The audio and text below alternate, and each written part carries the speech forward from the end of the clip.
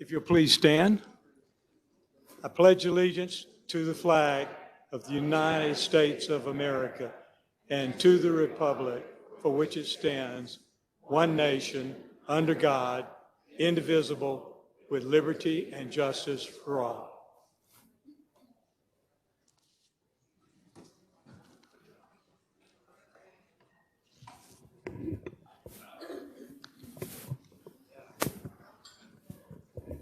I would now like to call to order our 13th meeting of the listening tour of the Independent Redistricting Commission.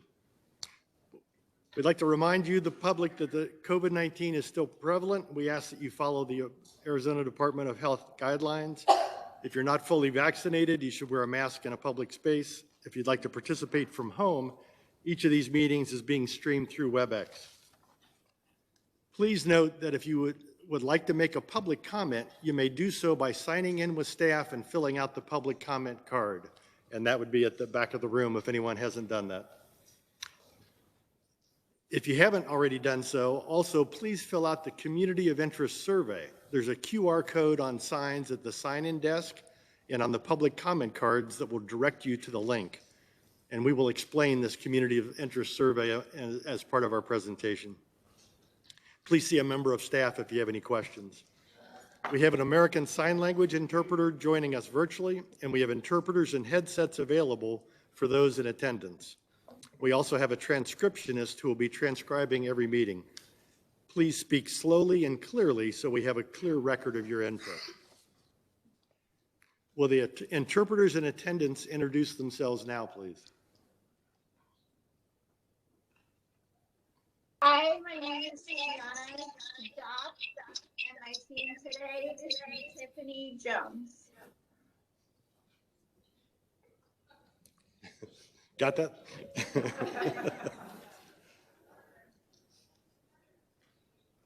we have a Spanish interpreter?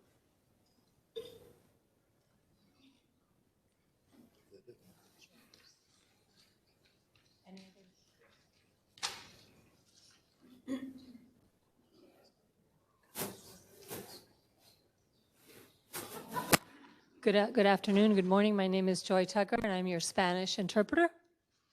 Thank you.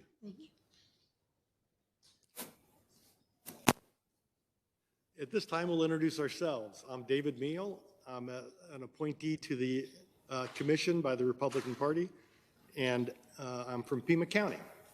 And welcome to a hotel that I built when I was a young man. So I hope you enjoy the setting.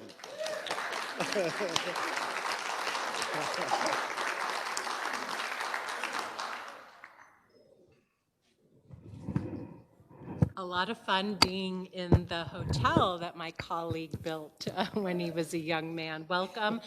My name is Erica Newberg. I'm the independent chairwoman of the commission. I live in Chandler, representing Maricopa County.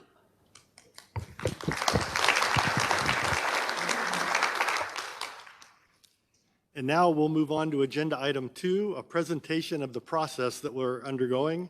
And first is a representative of our legal team.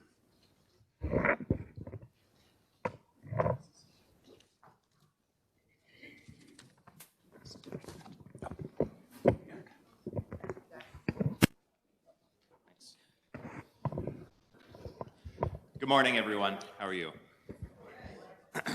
My name is Sean Summers. I'm one of the attorneys for the commission. I'm from the firm Ballard Spahr. I'm joined today by my colleague Eric Spencer from the firm Snell and Wilmer, another of the commission's attorneys. I'm going to talk a little bit today about what the commission is, what it does, why we're here today, and what the rest of the process is going to look like. So let's begin with the Constitution. As you may remember from civics class, every 10 years, the Constitution requires the federal government to undertake a census of the whole country. And the results of that census are used to reapportion representation in the U.S. House of Representatives. While the federal government is the one that reapportions representation, it's up to each state to redraw the lines within its own state, both for congressional districts in the U.S. Congress and for legislative districts in the Arizona House and the Arizona Senate. From statehood in 1912 till the year 2000, Arizona did what just about every state did at the time and what most states still do now, and they had the state legislature redraw the districts. So the state legislators would redraw their own districts as well as the districts in the U.S. Congress. That changed in the year 2000 when the voters of Arizona passed Proposition 106. Prop 106 amended the Arizona Constitution to create an independent redistricting commission that would be convened new every 10 years to redraw the lines. And that is what we are here today to talk about. The Arizona Constitution requires the commission to have 5 members. No more than 2 members can be from the same political party. And of those 4 partisan members, no more than 2 can be from the same county. So 2 of the commissioners are here with you today, Chairwoman Newberg and Commissioner Meal. They've already introduced themselves. On the screen behind me, you can see the other 3 commissioners and where they come from. The Arizona Constitution lays out 6 goals that the commissioners have to take into account when they're redrawing the districts, both the legislative districts and the congressional districts. This is probably the most important slide of any of the things that we're going to be showing you today, because this is actually how we're going to be redrawing the districts. First, districts must comply with the U.S. Constitution and the Federal Voting Rights Act. Second, both congressional districts and legislative districts must have equal population to the extent practicable. For congressional districts, federal law requires actually equal population, plus or minus 1 person. There's a little bit more wiggle room in legislative districts, but they should be as equal as possible. To the extent practicable, districts should be compact and contiguous. Fourth, district lines should respect communities of interest to the extent practicable. And that, to a large part, is what we're here to talk about today, to get input from you before the commission starts drawing the maps about what your communities of interest are and where they are on the map. And we'll talk a little bit more about that in just a moment. Fifth, to the extent practicable, district lines should follow visible geographic features, city, town, and county boundaries, and undivided census tracts. And then finally, to the extent practicable, competitive districts should be favored, where to do so would create no significant detriment to the other 5 goals. So these are the 6 criteria that the Arizona Constitution lays out that the commission will be following when they draw the maps. Here's what the timeline is going to look like for the rest of the process over the next, hopefully, 6 months or so. July and August, the commission has been going on and is now about to finish up our first listening tour to get input from members of the public about primarily communities of interest. In August, later this month, the Census Bureau will release the census data. We need that in order to draw the maps because we need to know where the people are. That's later than usual. Census data was delayed this year because of the COVID-19 pandemic, so it's coming out in August is later than it typically would. But in September, once the census data is released, the commissioners will work on and then release a grid map. The grid map only takes into account 2 of those 6 criteria. It will have very compact districts of equal population. It will not take into account any of the other 4 criteria. The purpose of the grid map is just to wipe away whatever came before. So the commission is required to start from scratch every 10 years. We can't just play around with the district lines that are already there. We have to start with the grid map. And then once the grid map is released, the commissioners will adjust the grid map, and it may be adjusted quite a lot, in order to develop draft maps. In September and October, the commissioners will be working on developing a draft congressional map and a draft legislative map. Then, after the draft maps are adopted, there is a 30-day mandatory comment period where members of the public will be able to comment on the draft maps, suggest changes that they'd like to see in October through November. And then finally, from December to the end of the project, the commissioners will be revising that draft map and finally adopting a final congressional map and a final legislative map for the next 10 years. Hopefully that'll be done late December, early January. So there are many ways for the public to get involved in this process, but there are 3 that I want to highlight right now. First, all commission meetings are open to the public. By law, they are streamed online, and you can comment at irc.az.gov/public-meetings. You can watch meetings there or send your comments to the commission.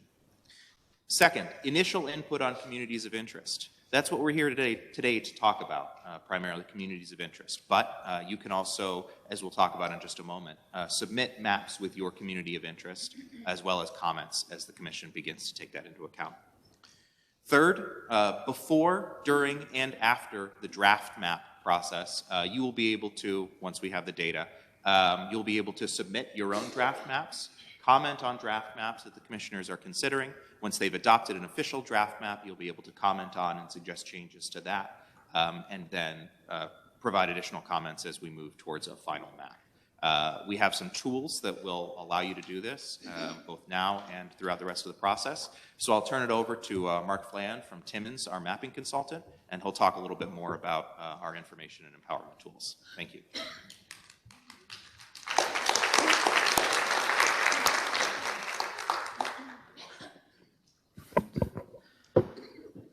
Good morning, everyone. My name is Mark Flahan from Timmins Group. With me, I have Ivy Beller-Sikansky, who's our demographer from NDC. Today, I want to talk to you about some of the information and empowerment tools that we're putting into your hands, the citizens. The first report that we have is our social economic report. We're going to talk about it a little more in depth in the next slide, but basically it is a web app that's available 24/7 online with a bunch of demographics for the entire state of Arizona that you can browse today. The other two mapping tools that we have is the Community of Interest Survey, which is what we're here today to talk about. It actually allows you to draw your own community of interest on a map to submit back to the commission. You might have seen some QR codes in the front of the room when you walked in, and that'll take you to a direct link to either do it on your phone. The third tool that we have today is our redistricting system that is currently being set up, and that's going to allow you to draw and submit proposed map changes to the commission. So that'll be coming. So the first thing that we want to talk about is the social economic report. On the right, there's a screen capture of it, and it has 14 different demographic points for the entire state of Arizona. And you can see the demographics listed there on the screen. If you're wondering what CVAP means, that is Citizen Voting Age Population. So to get there, you can go to the IRC's website and you can click on the maps and it should be listed there under the social economic map, and I'll take you a link there. Second thing that we have today is our Community of Interest Survey, which is why we're here today. It's available in English and Spanish. There's two screen captures there, but the one that I want to highlight is the one on the right. That actually allows you to draw your community of interest on a map to submit to the commission. And it's important that you fill it out as accurately as possible because now we can 100% understand the area that you're describing here today. Otherwise, we have to rely on our understanding of what your area and community of interest is from your words. So I encourage you to, after this meeting, go online and fill it out. Also, if you've already filled out the Community of Interest Survey and you'd like to speak today, let me know and I can actually pull up your Community of Interest Survey live on the screen and we can see your area. So please let me know. With that being said, I'm going to turn it over to Ivy to talk about what is a community of interest.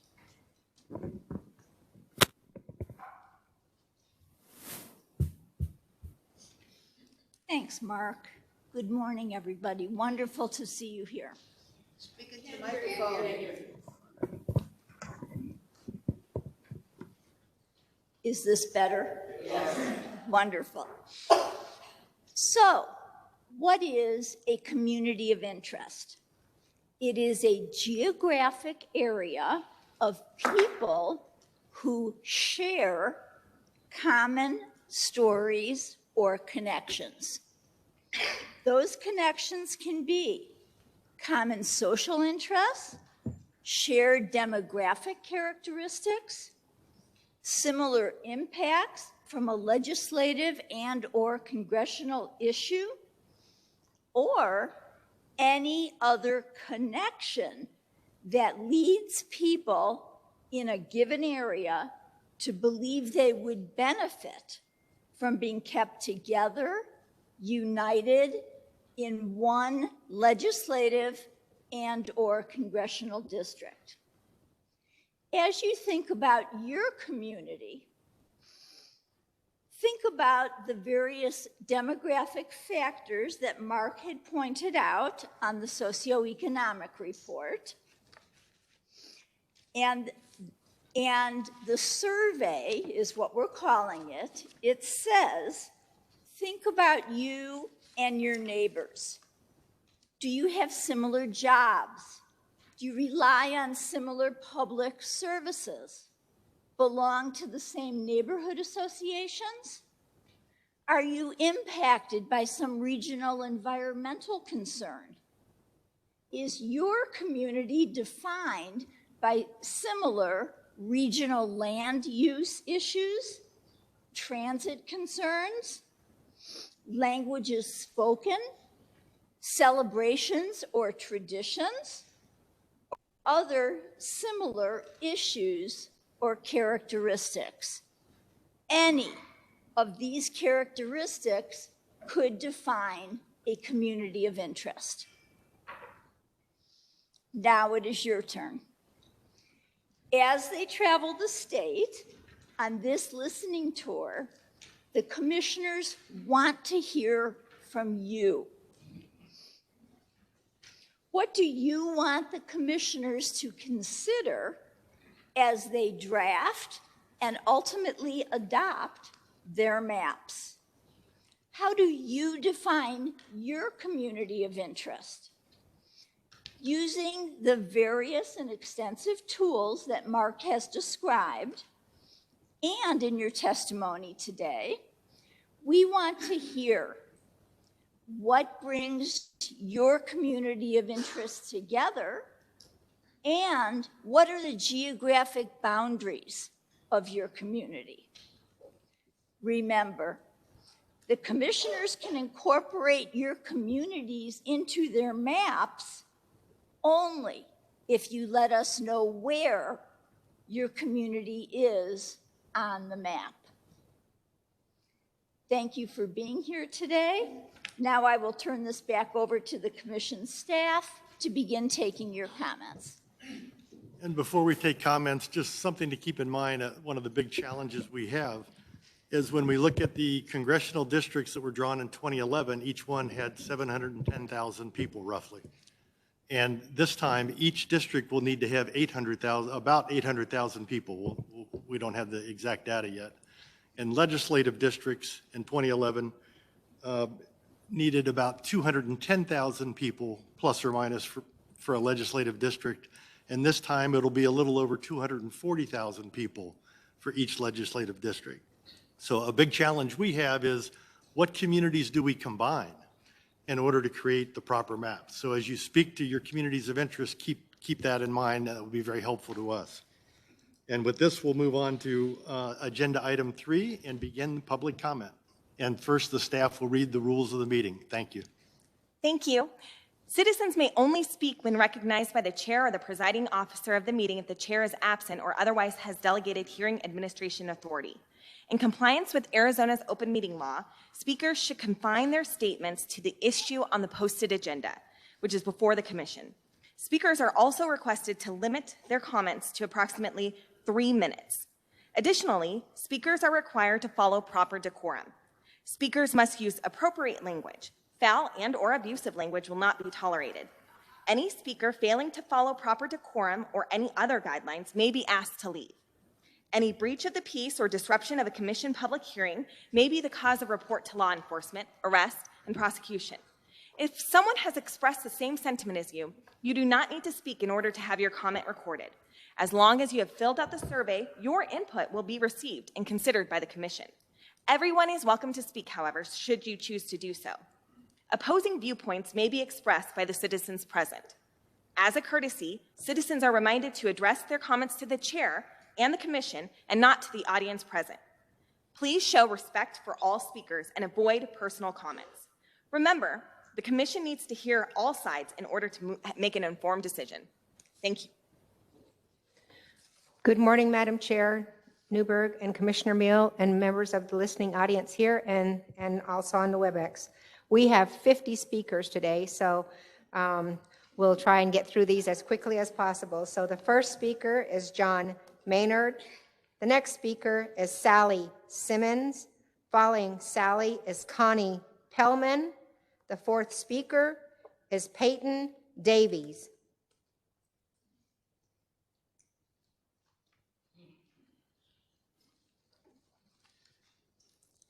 Good morning, Madam Chair and distinguished members of the commission.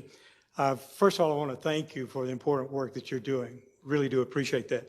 My name is John Maynard. I live in Oro Valley near Push Ridge here in the beautiful Catalina Mountains. My area of concern is comprised of Oro Valley, Marana, Catalina, Eagle Crest, Saddlebrook, and Saddlebrook Ranch. None of these should be segregated, and especially Saddlebrook Ranch should not be segregated from Saddlebrook. That's my community. I have so much in common with the other residents there. So many friends, including some 300 that I exchange emails with on a regular basis, probably more so than some would like. But anyway, there are 4 groups that business and professional that I belong to and attend monthly meetings. And one of those groups has over 300 members and averages now 150, 160 attendees each month. My favorite restaurants are in the area. And at least once a month, I attend a meeting, a function at a very special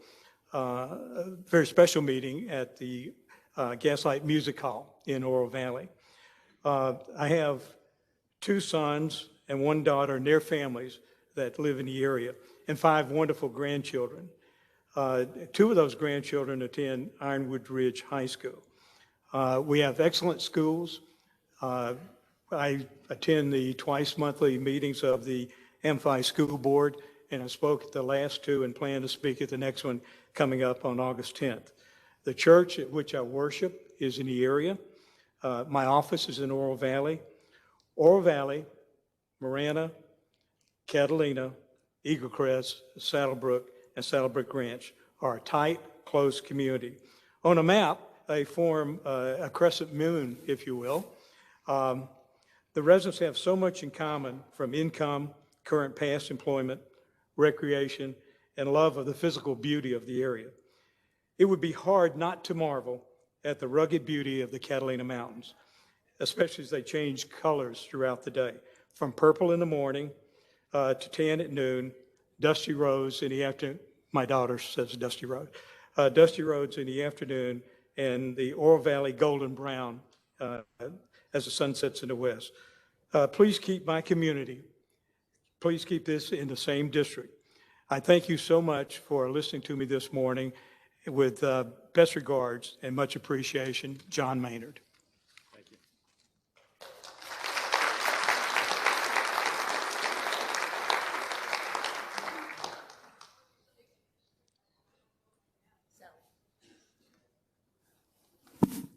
Good morning. My name is Sally Simmons. I live in Legislative District 29 and Congressional District number 2. I have lived in Arizona for 68 years, and I have lived in my same house in the Catalina Foothills for almost 44. I voted for Proposition 106, and I thank you all for keeping it alive. The portion of Catalina Foothills in which I live which comprises my community of interest is unincorporated Pima County. It is not Tucson, it is not Marana, it is not Oro Valley. Catalina Foothills extends to the north and the east of those municipalities. We get our services from the county or from private companies. The sheriff is our police protection, our fire and waste management services are from private companies.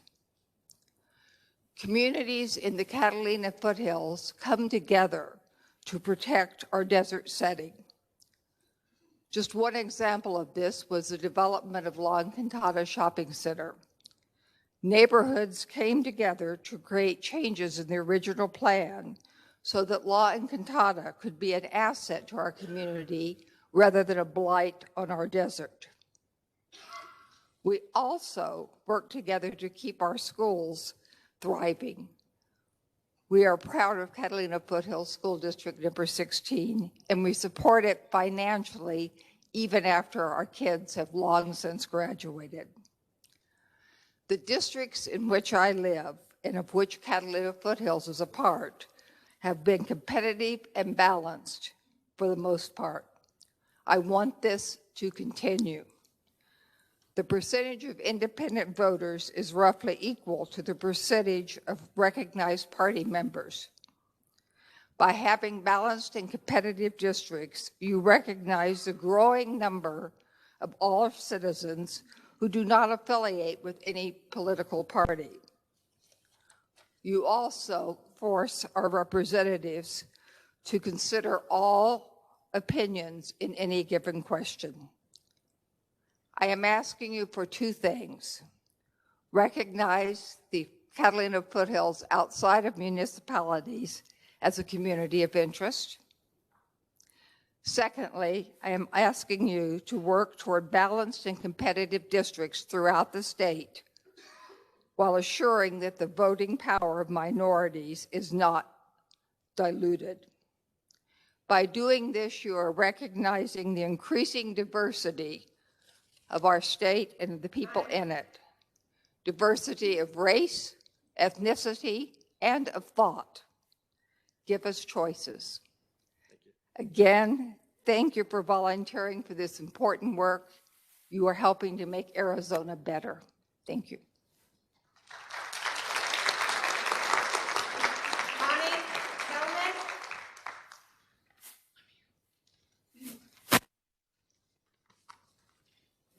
Good morning. My name is Connie Pellman, and I live in Oro Valley. I am retired, and I have a grandson who attends Ironwood Ridge High School. I spend my free time doing numerous activities, all of which are in the Oro Valley area. My school district is my school district. My zip code is 85737. My grandson plays football and track at Ironwood Ridge. I attend church in Oro Valley. I sincerely request that you follow the articles of the Arizona and federal Constitution regarding redistricting. I believe that is the way redistricting can be impartial and put like communities together. In the last redistricting, my Congressional District 1 became a behemoth area. I traveled the district. There is little or no community interest between the Navajo Nation and those who live south of Globe. Many of the candidates from northern part of the state speak Denali, which obviously puts candidates from south of Globe at a distinct disadvantage. I don't believe the southern portion of Congressional District 1 can be adequately represented by someone who lives in northern Arizona and vice versa. I have not heard from my representative, nor have I seen him since he was elected until now, and elections are starting to heat up. In LD11, we have really very little in common or contact with those in Casa Grande. It takes 45 minutes to drive from Casa Grande to Oro Valley. Saddlebrook, on the other hand, has been part of my previous legislative district. I do not want to be part of any legislative district that includes any part of Tucson. Thank you for your time and for accepting the task to redistrict our state.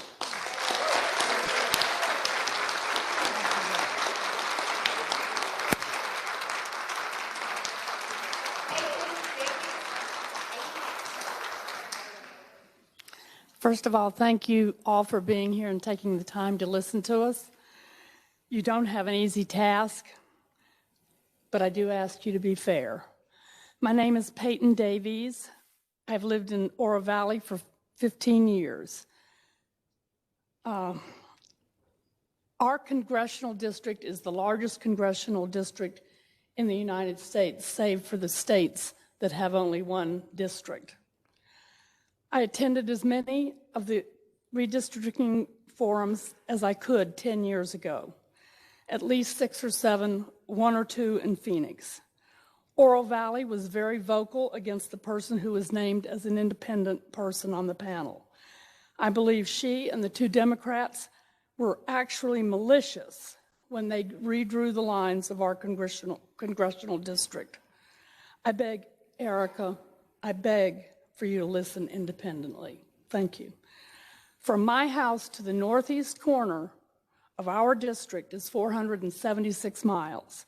I love stopping at a motel in the reservation area to listen to stories about Navajo wind talkers in World War II, but it's not an afternoon drive. At the state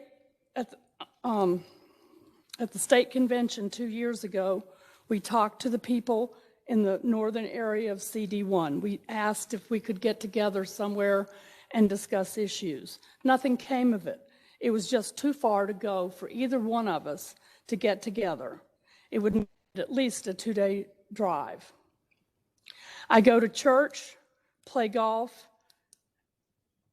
dine out, and grocery shop, all in the Oro Valley, Saddlebrook, Eagle Ranch, Marana area.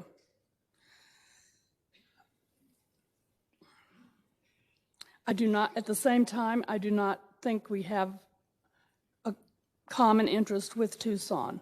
If I were drawing the new map, I'm not sure where I would put the northern line of our district, but I am sure that it would not go all the way to the northern border, nor would it include the city of Tucson. Thank you very much.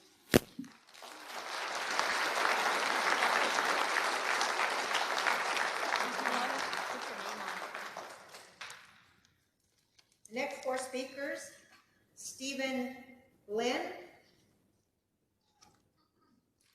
Kay Tisharathan, I'm sorry if I mispronounced your name, George McGahan, Cheryl Lomana. Good morning, Commissioner Meal, Chairwoman Newberg. My name is Steve Lynn, and I'm here to talk about a slightly different community of interest. As many of you know, I sat where you sit 20 years ago and chaired the first independent redistricting commission for the state. We made a number of case law decisions that would make your job easier in many respects and more difficult in some. But by the same token, I want to talk a little bit about your community of interest, the community of interest of the commission. And I think we need to go back to the definition of community of interest as it was introduced. The first time we heard that phrase was in a redistricting case that was at the Supreme Court in the 90s. And it's actually a term of art that was developed by Sandra Day O'Connor in her opinion on that case. I had the opportunity about 10 years ago to meet with Justice O'Connor and ask her directly what she meant when she developed that term, community of interest. Her answer was, I have no idea. And you'll know it when you see it. Well, this morning you are getting a firsthand look at it. And I encourage you to listen very carefully, not only to my fellow Tucsonans and Southern Arizonans, but also those in all parts of the state who have a very clear picture of what their communities of interest should look like. Given the opportunity, all of these folks should and hopefully will take the opportunity to draw maps and submit them to you. Because as we found out, the public draws really good maps. And should you have several to review and look at, you might find they fit nicely in the kind of mosaic that you're trying to put together. And it is a mosaic. Please understand that redistricting, as it's been described, is solving a Rubik's Cube in the dark wearing oven mitts. It's not an easy thing to do. And many of the criteria that you will be dealing with are not compatible with one another. So you have to make choices. And the choices should depend very heavily on what you've heard from the people of Arizona. I am delighted that you have chosen to volunteer to do this task, because it is a task that keeps this process out of the hands of those who would draw their own districts for their own purposes. Your job, different from that, is to draw districts for the public's purpose. And that's why all of these folks are here today, why the other attendees to all of your meetings have been there, and I urge you to listen very carefully to them. The last thing I will tell you today, we made a decision very early on even though we had all of the software that you have, and in fact, let me just finish the thought. The software that you have is far more developed and has more capabilities than what we used 20 years ago. And each of you has the ability to draw your own maps as commissioners. I would urge you not to do it. I would urge you very strongly not to be defending your map against the maps of the public. And in that way, you can take all of the maps that come in and treat them the same, not comparative to the one that you drew last night at home. Thank you very much for your time. Thank you.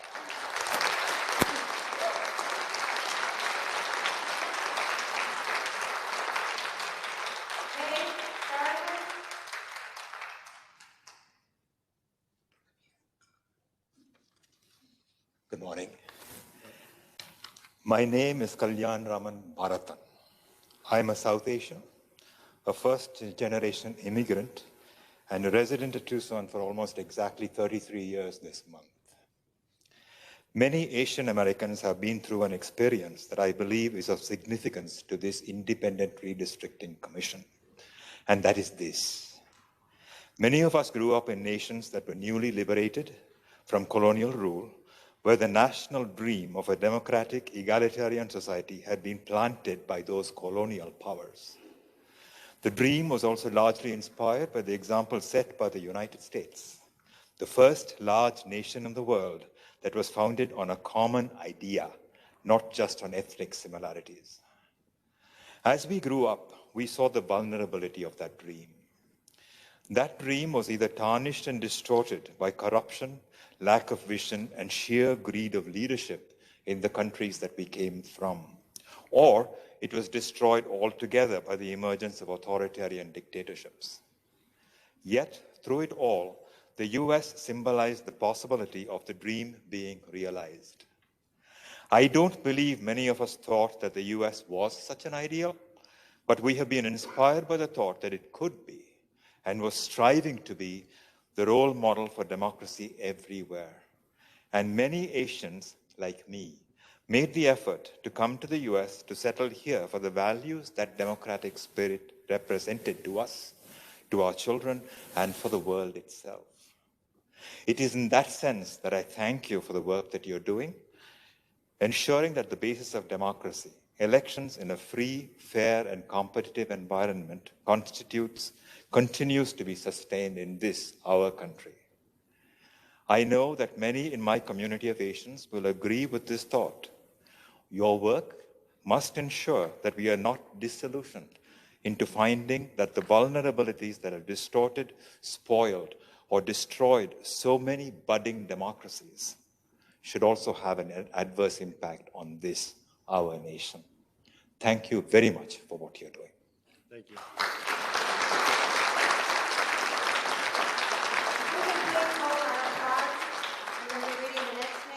George McGahin.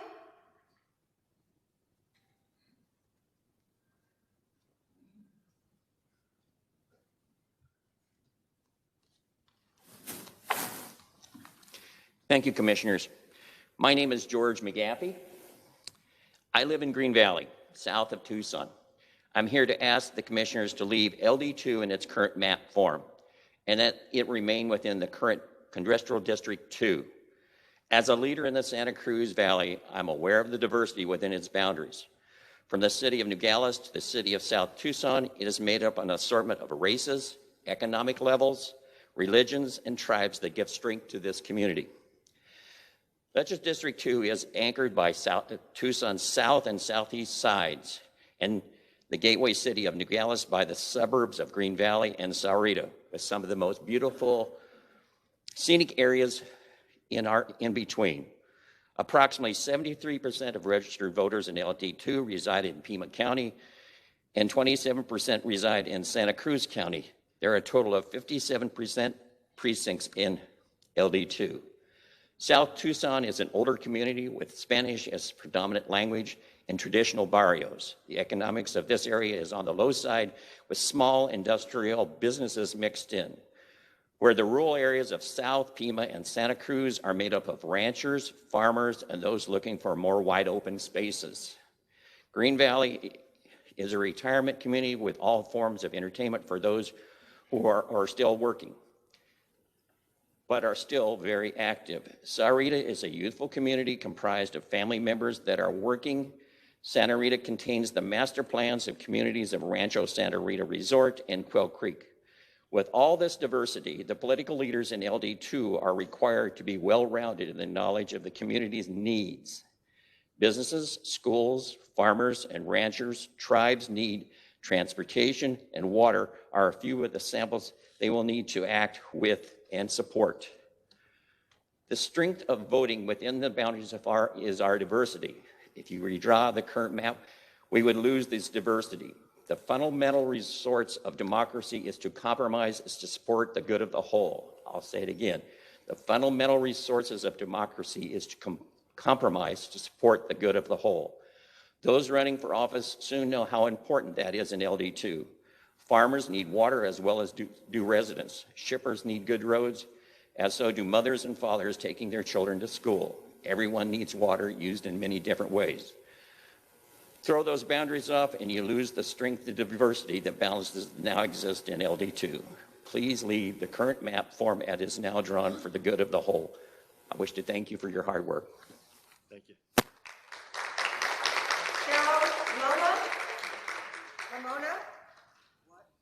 Cheryl Lamona. Good morning. My name is Shirley Muni. I live in Oro Valley, LD11, CD1. Thank you for volunteering for this commission. I did participate in the meetings 10 years ago. I was very disappointed with the results. So this time I look forward to compliance with all the criteria of the law, and that is what will create fair and equitable representation across the state that we've been denied these last 10 years. As you're likely aware, Oro Valley is a suburb of Tucson. It was incorporated back in 1974 with slightly over 500 people because the area residents didn't want to be part of the city of Tucson.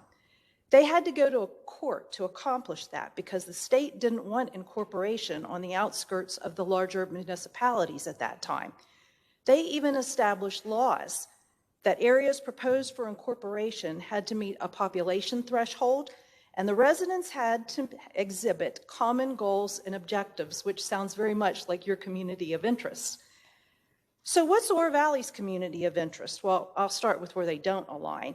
And our interests are clearly not aligned with the cities such as Tucson or Flagstaff. Both Oro Valley and Marana's approved general plans outline our community priorities. They include public safety, low crime, preserving the scenic beauty of our desert, growth management, design standards, high-quality schools, parks, and nature trails. Oro Valley's population now is about 44,000, with 49% of them over the age of 55, which gives us commonality with the two Saddlebrook communities, retirement communities. Saddlebrook residents come to Oro Valley to shop, to dine, to obtain medical care at the Oro Valley Hospital. Marana, Catalina, and Eagle Crest residents do the same. We attend the same churches. Our kids and our grandkids attend the same schools and play sports together. We hike in Honeybee Canyon and in the Catalina State Park. We shop at Oro Valley Marketplace and the Saturday Farmers Market. The current LD11 and CD1 needs to be realigned into a district with other areas that share our interests. Quite honestly, I have had no congressional representation on any issue since the last redistricting, despite my numerous calls and emails. So to be clear, we should not be in an LD or a CD that includes the city of Tucson or Flagstaff. And I thank you very much.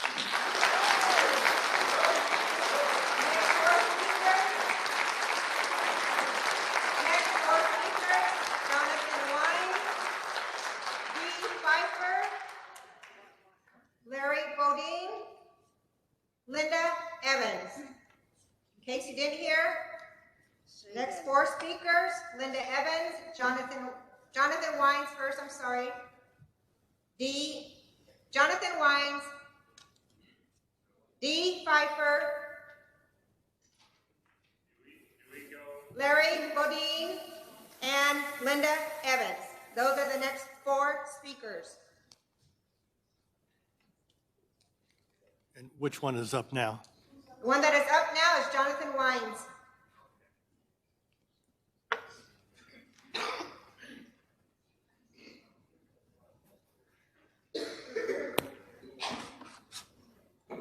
Hello and good morning. Thank you for being here, and thank you for the work you're doing. I am from Legislative District 14 and Congressional District 2, and I live in Vail, and it's about 20, 30-minute drive into town, and I never really understand when I see this on the television how some are here in this bubble and some are there, and they just kind of bring it together. It's like a 30, 40-minute drive sometimes into town if you take Old Spanish Trail. There's many communities on Old Spanish Trail and within Vail. And I've been living in Vail since 2006, and it has grown to be its own community with its own grocery store.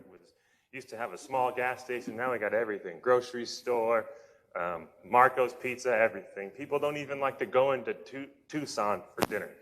When it was 2006, it's like, oh, we got to go into town for dinner, we got to do this. We have enough stuff to stay in Vail for your, daily life. So I'm just asking that places with like long drives together that we don't incorporate into Tucson, because we have graduated into our own community. And that's all I got to say, so thank you very much. Lord bless you and keep you and be gracious unto you. Next speaker, Weiser.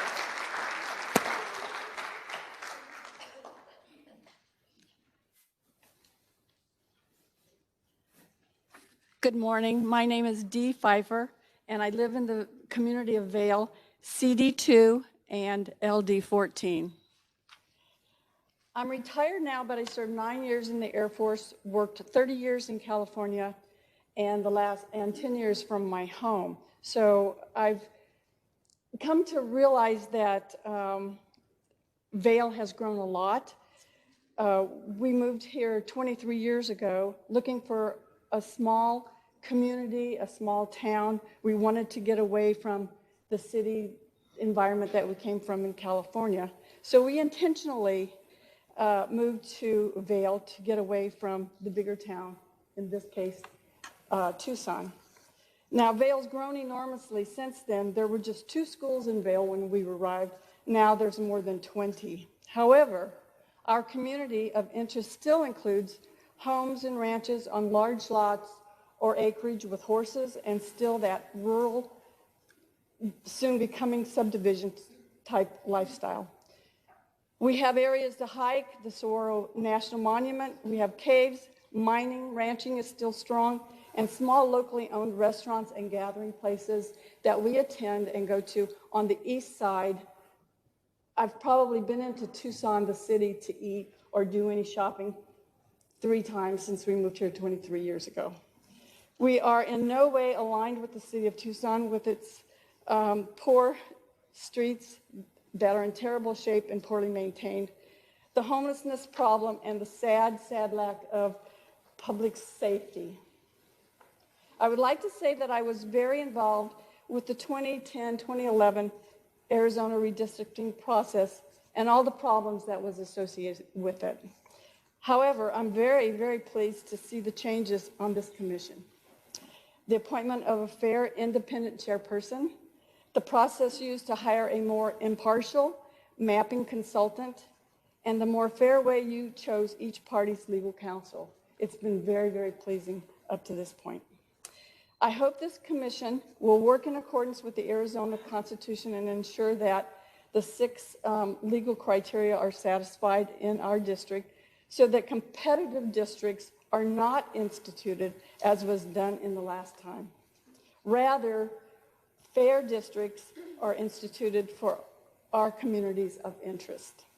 I'd like to close by saying that with all the new subdivisions in Vail, we have much more in common on the east side of Tucson, going south, going east, and if necessary to fulfill the other requirements, we would be more in common going north to Oro Valley, Marana, much more than the city of Tucson. Vail should never be included in the same LD or CD as the city of Tucson. Thank you very much. Thank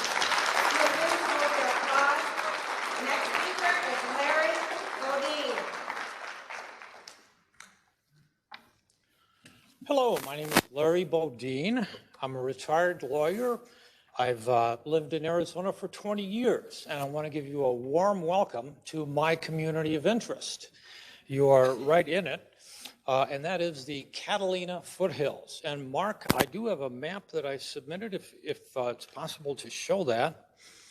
So the Catalina Foothills start at the Catalina Mountains and come down to River Road. It was started to be developed in the 1930s, designed with lots for maximum privacy, preserving desert vegetation, and natural terrain, and of course, the mountain views. We're an older community. The average age is 53.8 years, but we have many bright, active, retired adults. A lot of us are retired doctors, attorneys, professors, management people, and professionals who've succeeded in our careers, and we just love being in the foothills. So for instance, we love our hiking trails. I recommend the Finger Rock Trail to anybody who's been down here, if you have time. We have fabulous parks. Tohono Chul is my favorite. In fact, I know where there's a cactus that it's kind of hidden, but when you look at it, it looks as if it has two eyes, and it's a crested cactus. You got to see this thing. The schools in Catalina Foothills Unified School District make this area one of the very best places to raise a family. And I want to be sure to add that according to a niche survey in 2021, the Catalina Foothills was named the best suburb to live in Arizona. And you're right here.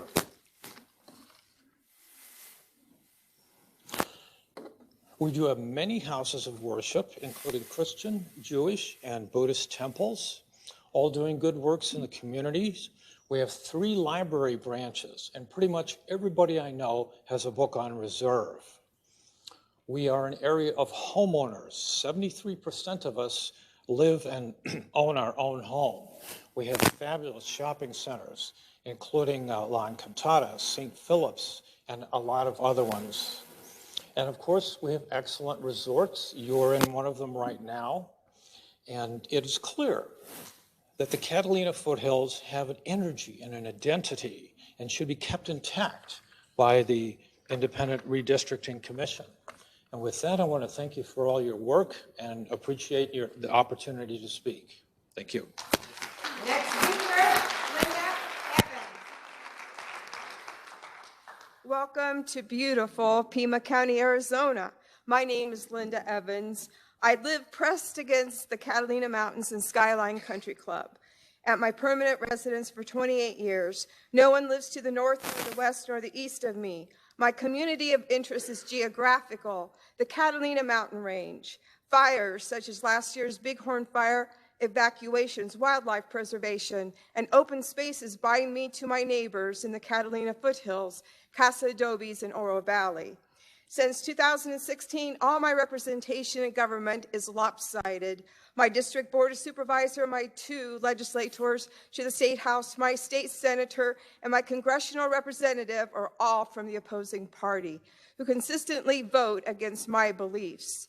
These officials support the beliefs of people I don't interact with, who live below another geographical boundary, River Road.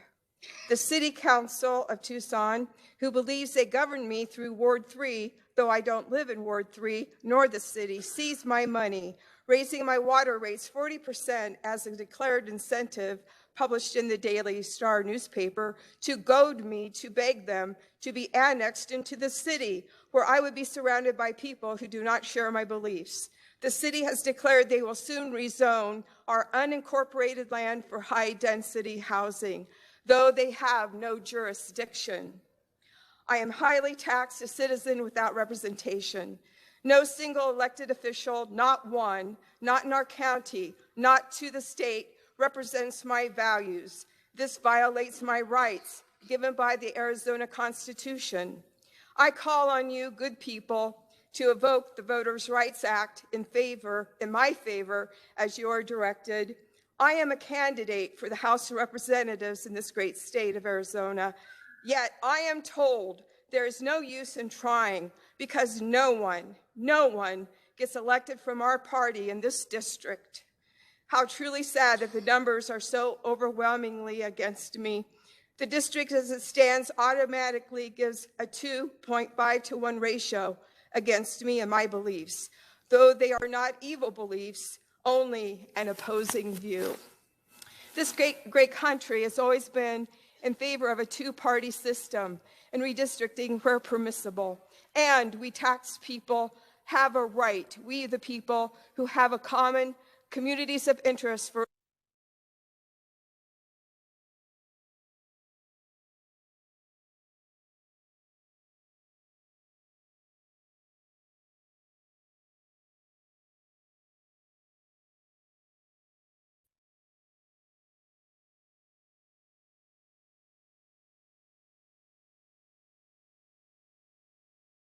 Pasadomes and then westward, Oro Valley, perhaps even north to the Pinal County line, in general what already exists.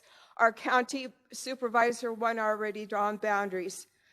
While listening to the IRC's online meetings, the issue of the rubric as a tool to weight equally the 5 standards given by the state of Arizona Constitution was discussed. It wasn't even on the agenda. I was alarmed by this proposed unprecedented use for redistricting in the nation and urged the IRC to abandon it. It could draw unwanted lawsuits. The next 4 speakers, Brenda Wexner. Please hold your applause till the end. The next 4 speakers, Brenda Wexner, Shirley Muni, Alan Nichols, Amanda Fisher. If you would all please hold your applause until the end. We do have 59 speakers.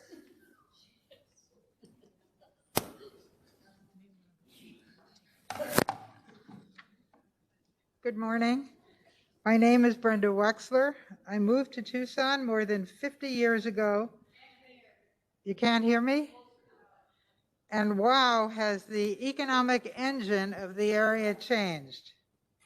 It is now should I repeat that? It is now services, technology, and sustainable energy.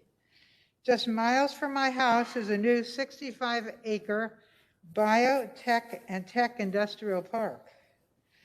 Going in is 175 acres of residential housing and support. Tucson was a diverse community then and has evolved in the best possible way, making it even more diverse now. Young, old, Native, Hispanic, military, university students, and many others.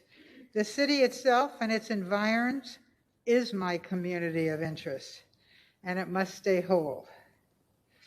I live in LD10 and CD2, and it can best be described in terms of its representation as fair and competitive. I want it to remain so. My district has 212,000 people, and our voters are 1/3 Republican, 1/3 Independent, and 1/3 Democrat. We are bordered on the east by Davis-Monthan Air Force Base with 14,000 employees, many of whom remain here and become enmeshed in our community after service, and on the west side by the University of Arizona. Despite living in a metro area, my immediate neighborhood has a small town vibe, yet it remains diverse. Illustrative is the diversity of religion. Within walking distance from my house, actually a stone's throw from my house, is a Mormon church, 2 synagogues, the Church of Christ, a Lutheran church, a new African American church, and a few blocks south, a Vietnamese Catholic church. We are well represented in Pima County by our congressional districts and my legislative one. Please retain. I know you are an independent commission with the task of formulating fair maps. Our population is best served by retaining it in its present form. Thank you for listening. Have a good day.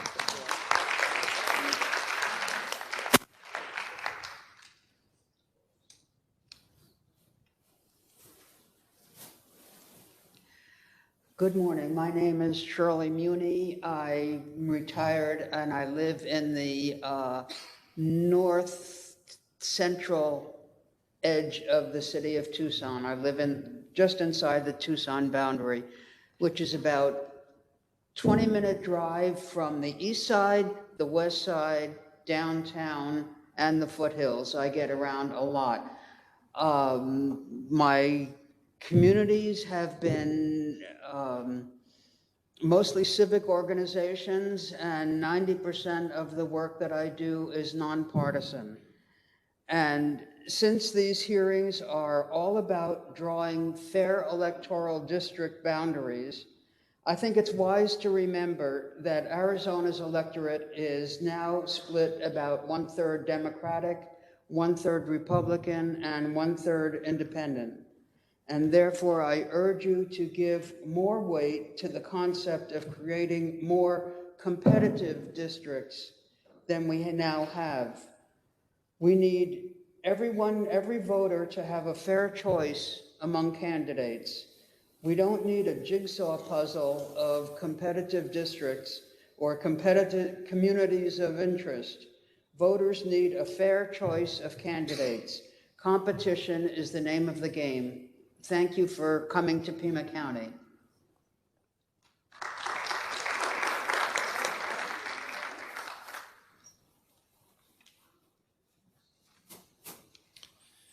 Dear Chairman Newberg and members of the Arizona Redistricting Committee, my thanks to you for allowing the citizens to have a voice in the redistricting process. It is important that the citizens be heard, represented, and involved in our republic. My name is Alan Nichols. I'm a native Tucsonan. When I grew up in Tucson, it was small family homes, one school district, no one locked their doors. That is not true today. When I had the opportunity, I moved my family to what is called the Catalina Foothills area of Pima County, into that area that is the area that represents me. A goal of redistricting is to ensure that my vote is equally represented in my community. Having my current legislative district combined with the city of Tucson does not accomplish that. I moved out of Tucson for better schools, better roads, and a better lifestyle. I live in an unincorporated area of Pima County that the city of Tucson sees as a discriminatory funding source for their pet social justice experiments. I am not represented by the city of Tucson. My community is one of good schools, good and clean streets, with neighbors that take pride in living and maintaining their community as well as I do. It is single-family housing with no large structures. I have in-laws that live in Vail, friends that live in Saddlebrook. I shop all along Sunrise Road and use the same road to get to Phoenix. I use Halton to get to New Mexico. We have a couple of malls and a couple of parks, and we stay out of Tucson. I shop and worship from Marana to Cold Road. My friends, doctors, and social groups live, work, gather, and play in this very same area. This area represents my foothills community. It borders the Pinell County line and includes Saddlebrook. It borders Marana and I-10. The Eagle River and the Pantano River are to the south. The Rincon and the Santa Catalinas protect us to the east and the north. This area is called the Catalina Foothills, and it is my community of interest. We wish to be aligned into one legislative district that provides representation that takes into account our area, our values, our lifestyles, and our unique and geographical area with its natural beauty. If we were to be combined with other legislative districts for congressional representation, I would hope that this same consideration for community would be applied, allowing us to work with the areas of Vail, Corona de Tucson, and Green Valley. All these areas share the same interests, concerns from defense to law enforcement and community. Thank you for your time and commitment to the process.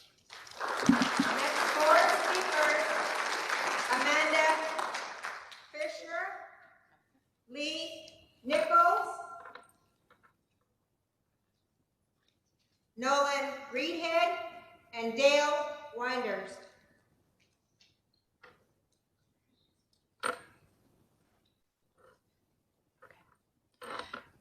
Good morning. Is that good? My name is Amanda Fisher. I live at 641 East Dion Lane. I am a native Arizonan, Tucsonan, and retired teacher. I have lived in my current home, which is in the Catalina Foothills, for 30 years. I am in, I am in Pima County Congressional District 2 and Legislative District 9. I find that most of what I do in this area.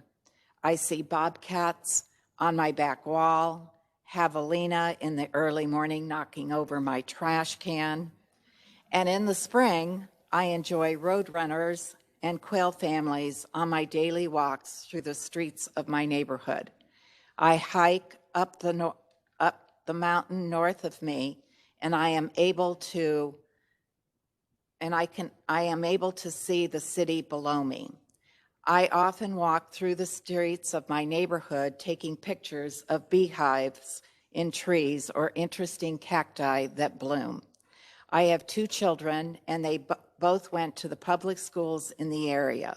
Both of my children swam on the neighborhood club teams.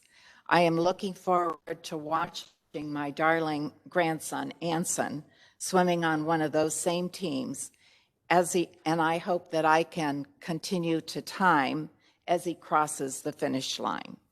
I shop, have my hair cut, and have my nails done all in the shopping center located in that same area of Ina and Oracle, minutes from my home.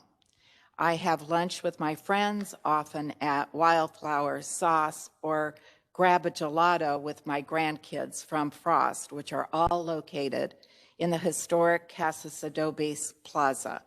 We often go to watch the U of A games at Highfalutin, which is located down the street and through the neighborhood. We go to breakfast on Sundays after church in one of the lovely restaurants in the area, which have gorgeous mountain views. My Catalina Foothills community has many common factors that bring us together. The lovely mountains are our North Star. Figuratively and practically, the last time this redistricting committee split my district in half and included part of the city. We are more of a rural community and have very little in common with those that live in the city who truly have a different lifestyle. I want a district that would represent my interests. I am asking that the Arizona Constitution be followed and that we have more in common with the North and the Northwest than to the Halton Corridor. Thank you very much for your time.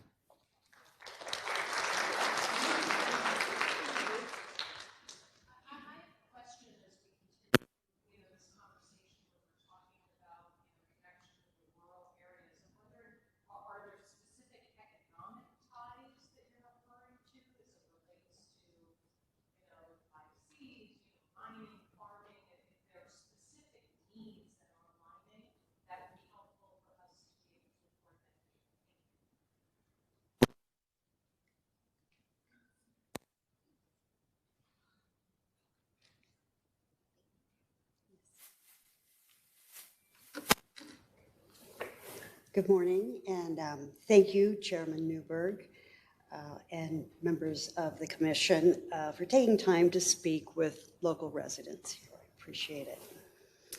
My name is Lee Nichols, and I did submit a map if you wanted to bring that up. I've lived here since 1975 and live in the Catalina Foothills area. I'm a precinct committeeman in Legislative District 9. I feel my vote has not counted in the last 10 years. Looking at my district boundaries, as well as the other, because they do not meet the direction, in my opinion, to the IRC set by the Arizona Constitution. My legislative district does not represent my community of interest. It should not include the city of Tucson. It is not geographically defined, and political party representation is truly unbalanced. Could you find it?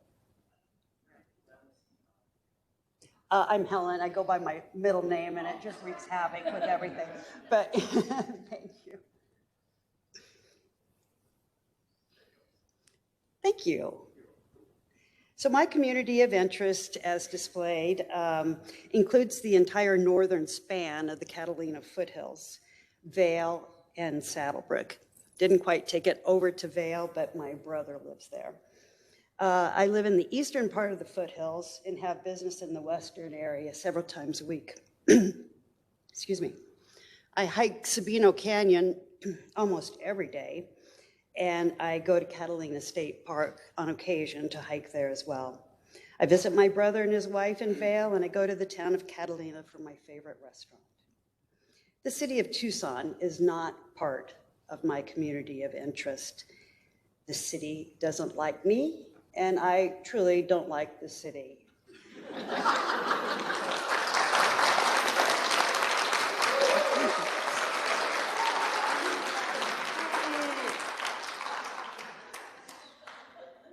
I avoid going to the city, and their disdain for county residents has been recently demonstrated by an arbitrary water hike to many county residents, and including those in my area. So there, if you haven't gotten it, the city should be excluded from any legislative district that may house the Catalina Foothills.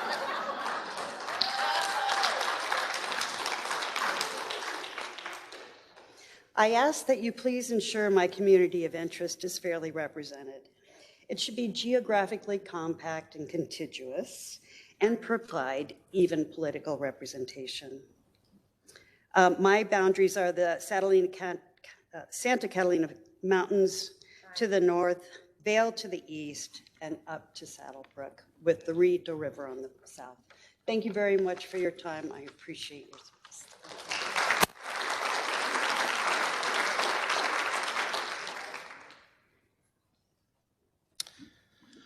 Chair Newberg, Commissioner Mill, I appreciate your time. I really appreciate the opportunity to have these hearings. My name is Nolan Reedhead, and I live in Oro Valley and have done so for about 22 years. I live in LD11 and CD1, and I have somewhat of a unique experience in the sense that I ran for Congress for CD1 this last cycle. And the mapping and creation of CD1 was a disaster for 3 reasons. Number one, there were no community of interest involved. Culture and interests and language, for that matter, in the Navajo Nation, the Apache reservations, really have little in common with here in Oro Valley, in Saddlebrook, Catalina Foothills.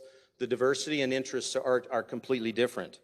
Farming and mining history and the interests of the Copper Corridor in Graham and Greenlee counties are very different and vast from the interests of Sedona and Flagstaff. Number two, the district is not compact and contiguous. As was mentioned, CD1 is the size of Pennsylvania. It's about 400 miles from my home to the northern border of CD1, where Page and Fredonia are located. It's almost 300 miles from Sedona to Clifton, Morenci, where Representative O'Halloran lives in Sedona. It's over 200 miles from my home up to St. John's and Eager. It's almost impossible for a representative to represent that vast expanse, and also very, very almost impossible for the representative to be represented. My community of interest is in Oro Valley. I live it intentionally for home ownership, for the schools, for the great restaurants, for the great the quality schools, the public safety. My wife works at Marana High School. My children have played softball, football, youth sports, all in this area. They went to CDO High School in Ironwood Ridge. My wife has a horse. We live in a rural area. My community of interest does not include City of Tucson. If you were looking to include the compliance with the Voting Rights Act and also the various factors, that would include the City of Tucson and South Tucson. If you were to drop the boundaries down to maybe River Road or Orange Grove, that would be a great congressional district and maybe legislative district. But if you're looking at communities of interest, not diversity, that's not required by the 6 constitutional factors, it would include Marana, Oro Valley, Catalina Foothills, Saddlebrook, Vail, Green Valley. Those are communities of interest where the areas are rural, they are more in line with factors as far as property ownership, as far as public safety. And I would just encourage you to look at those 6 factors, not diversity, not competitiveness, but population, the Voting Rights Act, the communities of interest that you've heard about today. I would encourage you to look at those, the requirements of the Arizona Constitution, and adhere to those factors. That way our representation can be better. We can be better represented throughout Arizona. Thank you very much.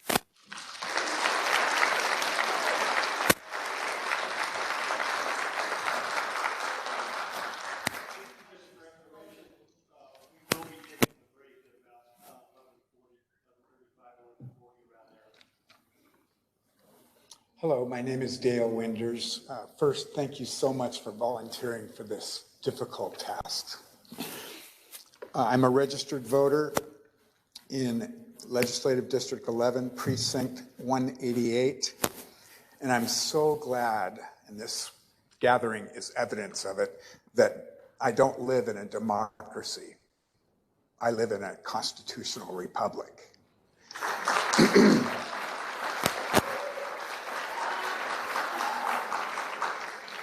My family and I are so blessed that our home sits in a low-income area on over an acre of land at the very end of a steep dirt road. Our community of interest area stretches from Oro Valley through the village of Catalina all the way to Saddlebrook Ranch. I'm a retired carpenter, a husband, a dad, a grandpa, and a member of my local America-loving church.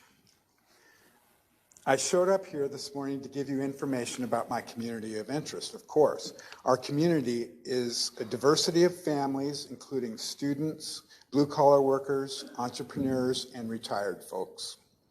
We are not Tucsonans, as a lot of people have said, and most of us do not agree with the political views of the majority of voters in Tucson.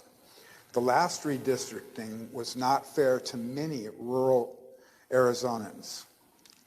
Our community does not want that to happen this time around. We want you to be very careful to abide by the Arizona Constitution when you are drawing these lines. Please do not include my community of interest in a legislative district with the city of Tucson. By doing so, you would in fact be canceling out my community's votes in favor of the much larger population of voters living in the city of Tucson. Again, we are not Tucsonans, and that's no accident. With most of us, you couldn't pay us to live in Tucson. Just one example. I won't go long now. Just one example of how very different our political views are than Tucson's huge majority is that my community of interest doesn't want to dishonor or defund our law enforcement, but rather we sincerely want to honor and respect these very brave officers who risk their lives for us every day. And it's so much that we want to give them a raise.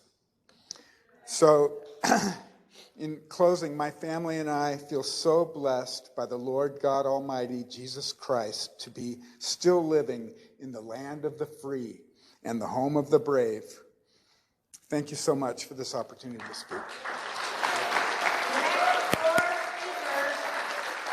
Next four speakers are Carolyn Young, Lana O'Brien, Karen Weiser, Christine Emery.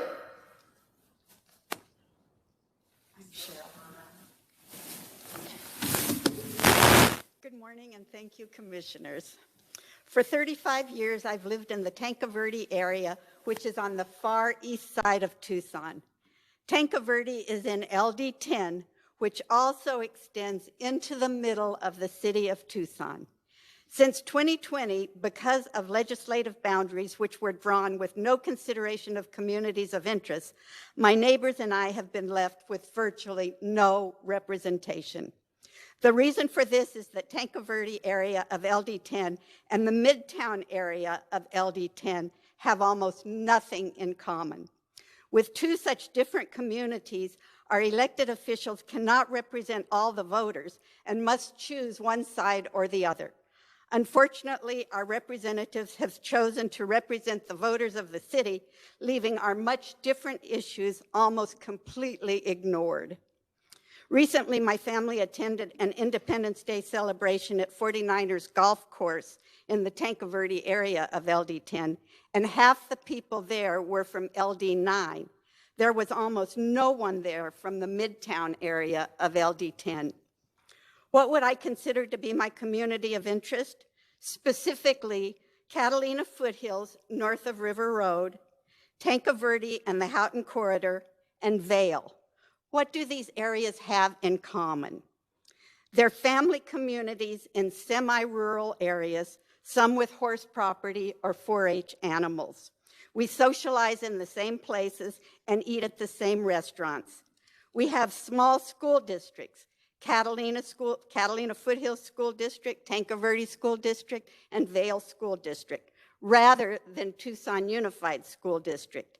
And our school districts have very different issues from Tucson Unified School District. Our residents often congregate around our school activities. We rely on the same public services, that is, county services rather than city services.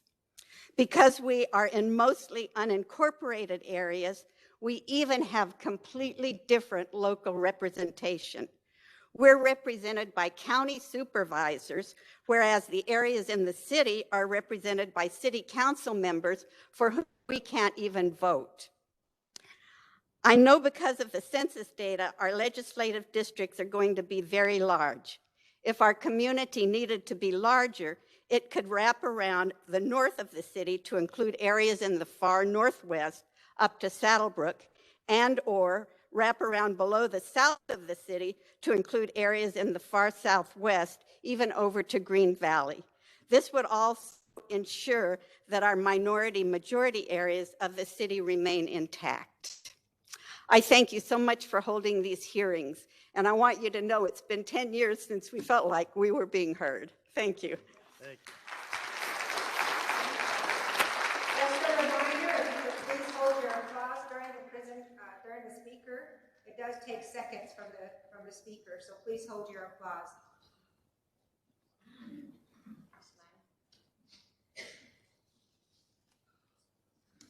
Hello, my name is Lana O'Brien. I live in Pima County, Congressional District 2, Legislative District 9. I'm here today to give you information about my community. My community is located in Oro Valley and near Oro Valley in Marana. We are proud of our middle-income community that supports each other through family, churches, and local resources. My community gathers in Oro Valley, Marana, and unincorporated areas of Pima County. We generally identify our community as the northwest area of town. Our northwest side of town, we have everything needed: schools, healthcare, hospitals, food banks, and all types of stores to shop in. We also have excellent bike paths, which I go on all the time, parks and hiking trails, which I also enjoy. The last time the district lines were done, it split my community in half, right down the middle of my neighborhood, and I don't want that to happen again. I'm asking the Arizona Constitution be followed this time when drawing the districts. Specifically, don't include us in the legislative congressional district that includes Tucson. My community needs to be with other communities on the northwest side of town. Pima County is diverse, and the city of Tucson doesn't represent the diversity of my community. I know this because I'm a native Tucsonan, and I've lived on the northwest side of town almost my entire life. Thank you.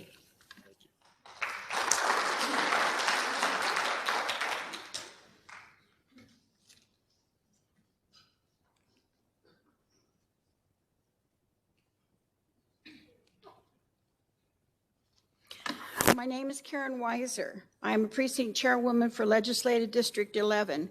Before moving to Oro Valley, my husband and I had also been looking for a place to live in Marana and Green Valley. We knew we wanted to live close to Tucson where our grandchildren live, but not inside the city limits of Tucson. We like the idea of living in a rural area or suburb. We grocery shop every week at Bosch's in Catalina. People living in Saddlebrook shop in Valley because it's the closest area with a variety of name brand stores. I think Oro Valley, Marana, Saddlebrook, Oracle, Catalina Foothills, Patagonia, Green Valley, and Tanque Verde and Vail need to be kept together in one district for continuity. My daughter-in-law's mother, a legal Mexican-American U.S. citizen who lives in South Tucson, thinks all of South Tucson should be kept in one district to be represented by someone from her community. As a veteran, being married to a veteran, having 2 sons as a veteran, I believe an effort should be made to keep the military base and as much of the military population together in one district. As a voting member of the Cherokee Nation, my mother, her parents, along with her ancestors, were born in the Cherokee Nation. My 4th great-grandfather, Chief Major George Lowry Jr., led the Cherokees down the Trail of Tears. My 4th great-grandfather, Chief Richard Fields, led the band of Cherokees into Texas, who later became known as the Texas Cherokee. My half-5th great-uncle, Sequoia, who wrote the Cherokee syllabary, making reading and writing in Cherokee possible, and whose mother was my 5th great-grandmother. I feel I can speak for the Indian tribes in Arizona. My brother, although Cherokee, ran hundreds of sweat lodge gatherings for the Navajo Nation in Phoenix, which are spiritual gatherings like going to church for the Native Americans. He also was on the committee to keep sweat lodges going when the state tried to shut them down due to James Arthur Ray setting up fake sweat lodge in Sedona, which caused 3 deaths and 18 people to be hospitalized. I believe the 22 sovereign American Indian tribes in Arizona would like to be kept together in one district and represented by Indians who are from their district. 20% of the land in Arizona is Native American land, but the population is 284,528. That's over the 240,000 for a district. But I think they need to be kept together as a district, not separated and mixed with other areas.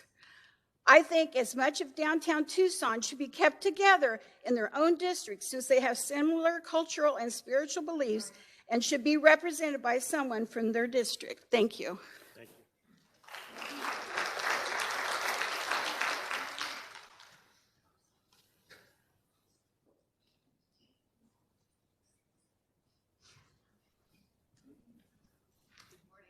Good morning.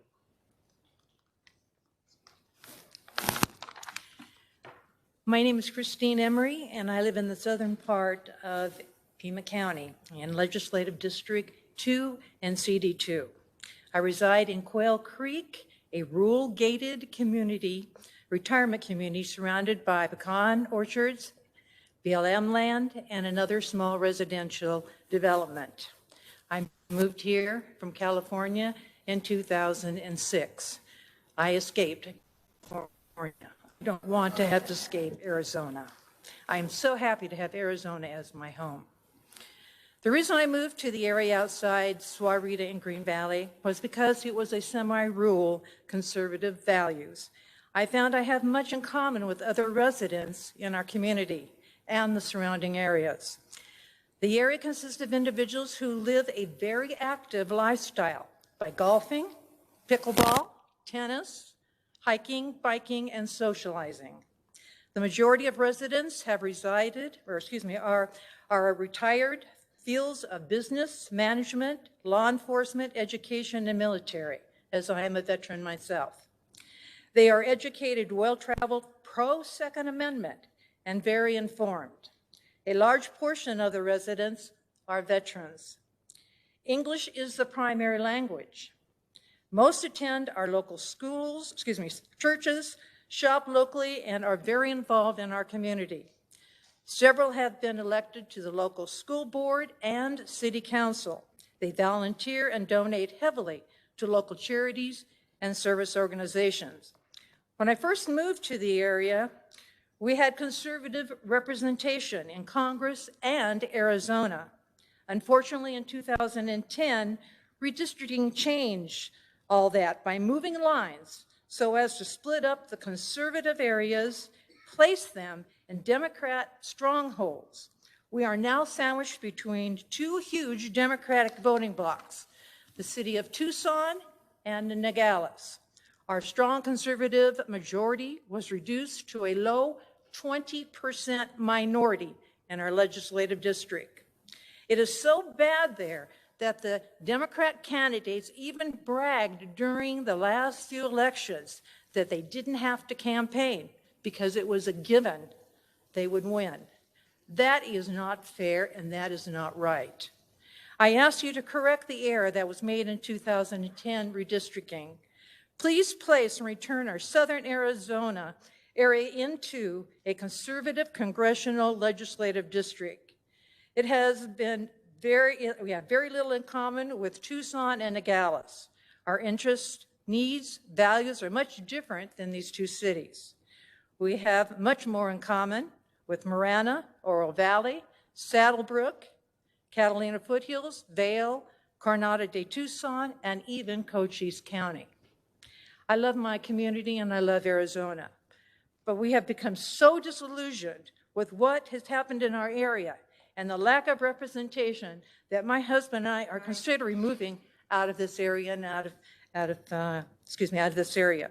Please do the right thing by grouping communities of interest, lifestyles, values together in the new map. Thank you. We will have two more speakers and then we will break.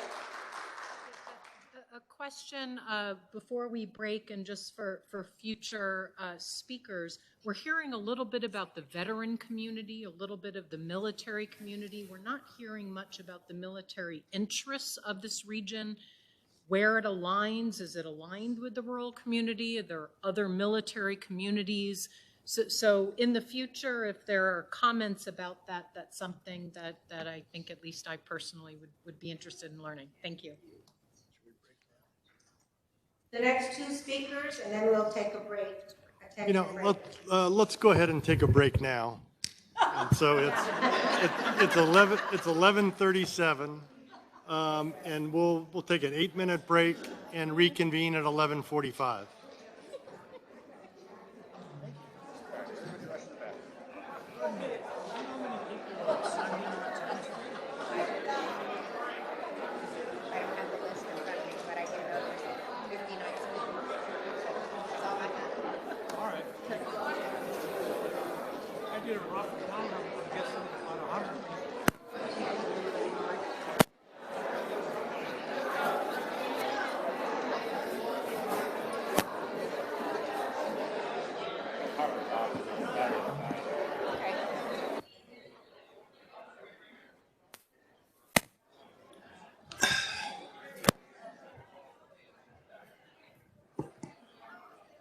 I wasn't on the whole time on this one.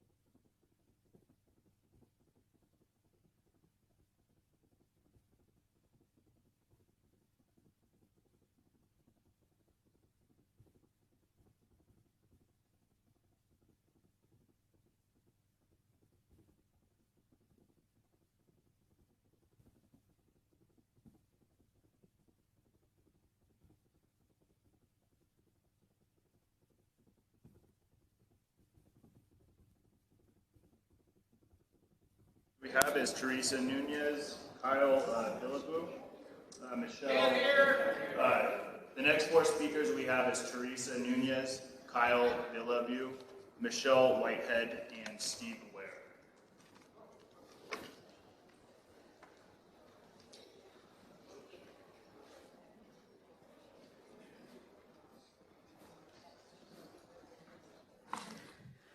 Hello. First, my name is Corazon Nunez, not Teresa. I think that was a mix-up. My name is Corazon Nunez, and I live in Catalina Foothills on Paseo del Bac. I did fill out the online map, so you can pull that up. I live about 8 minutes southeast of here. I was born and raised in Tucson, as was my father and my grandparents.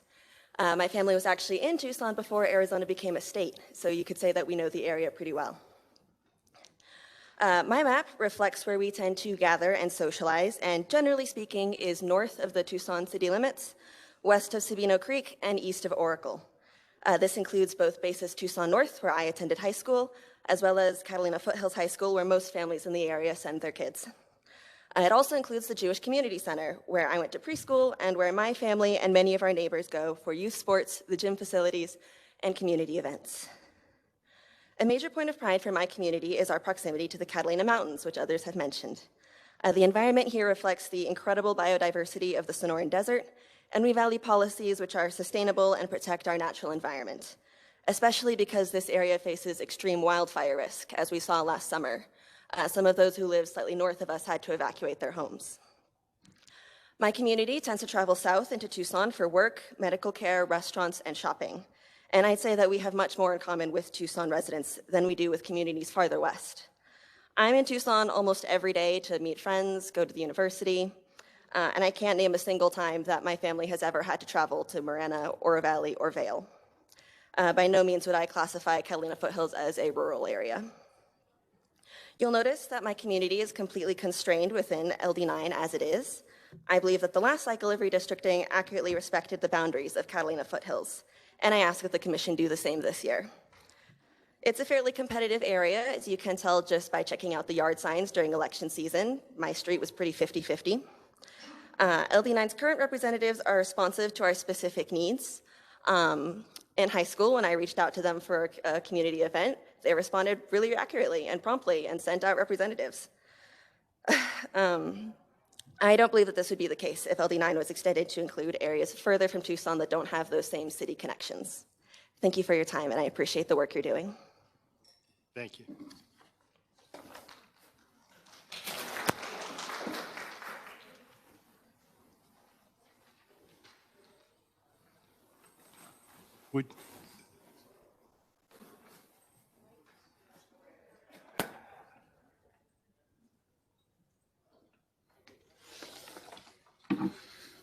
Hi, my name is Kyle Vilabi. My last name and heritage is Spanish from Spain.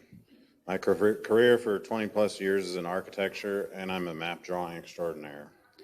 I was born in Southern California, but raised in Pima County, northwest Tucson, Arizona. This is my home. I have 2 young boys, and my wife and I have moved them to private school because of the horrible public school system and everything that has went on in our area in the last 18 months.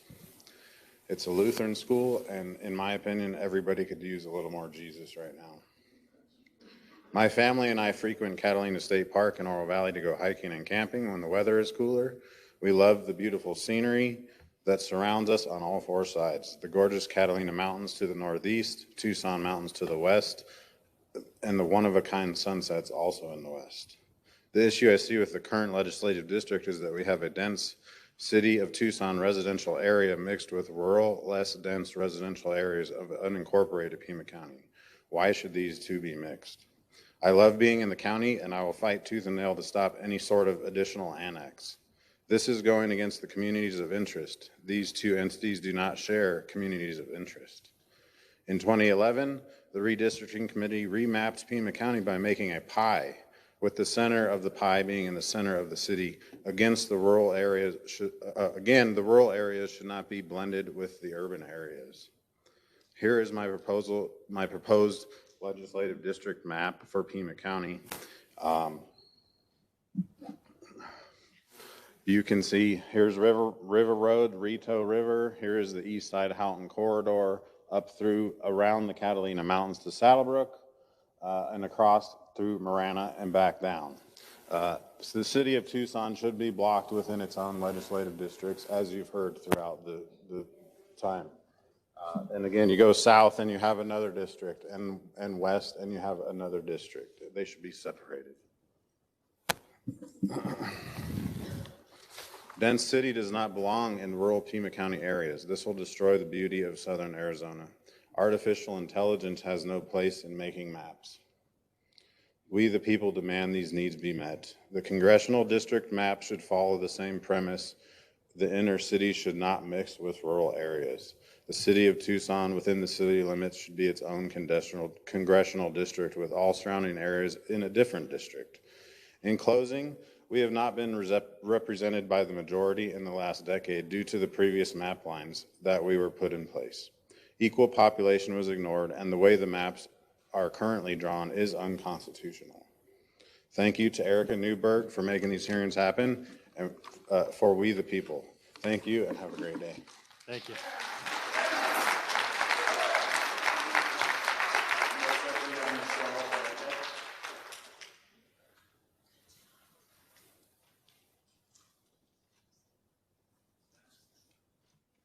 And then next up is Steve Ware.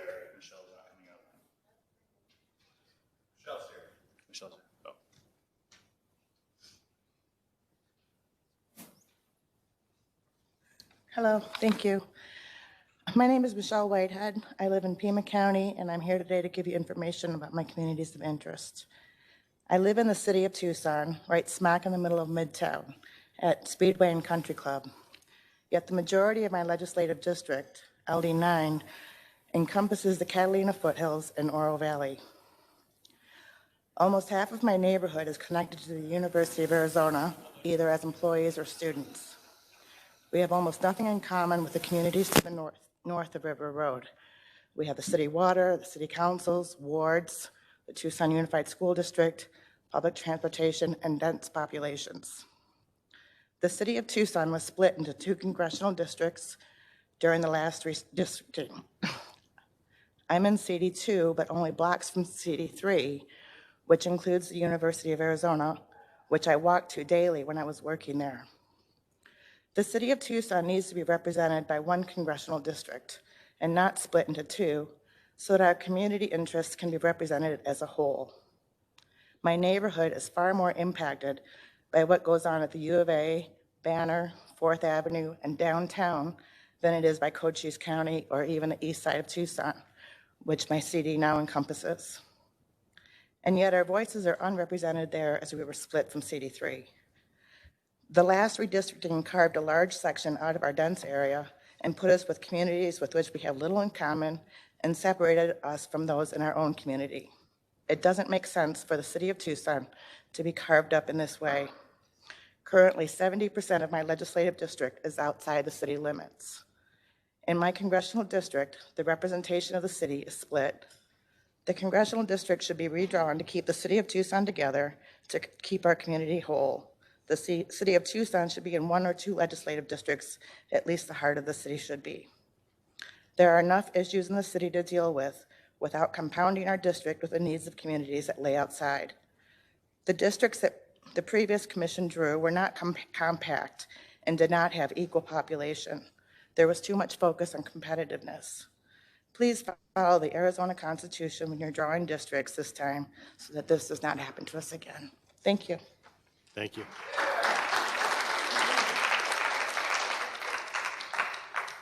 Next up is Steve Ware.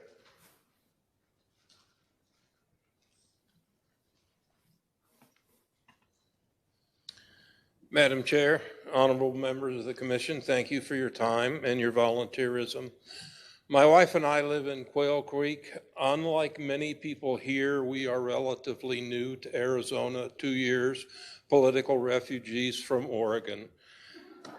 Quail Creek is rather unique. If you look at our zip code, it is 85614, which relates to Green Valley. But legally, we are within the city limits of Sarita. We pay our taxes and fund the city, and we fund Continental School District. We are very proud of the fact that Continental School District passed a resolution banning CRT. We do not belong to South Tucson in any way, shape, or form.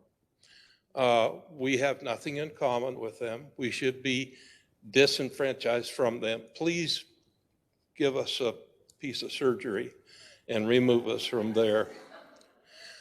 Our main community of interest is obviously Sarita, where we shop.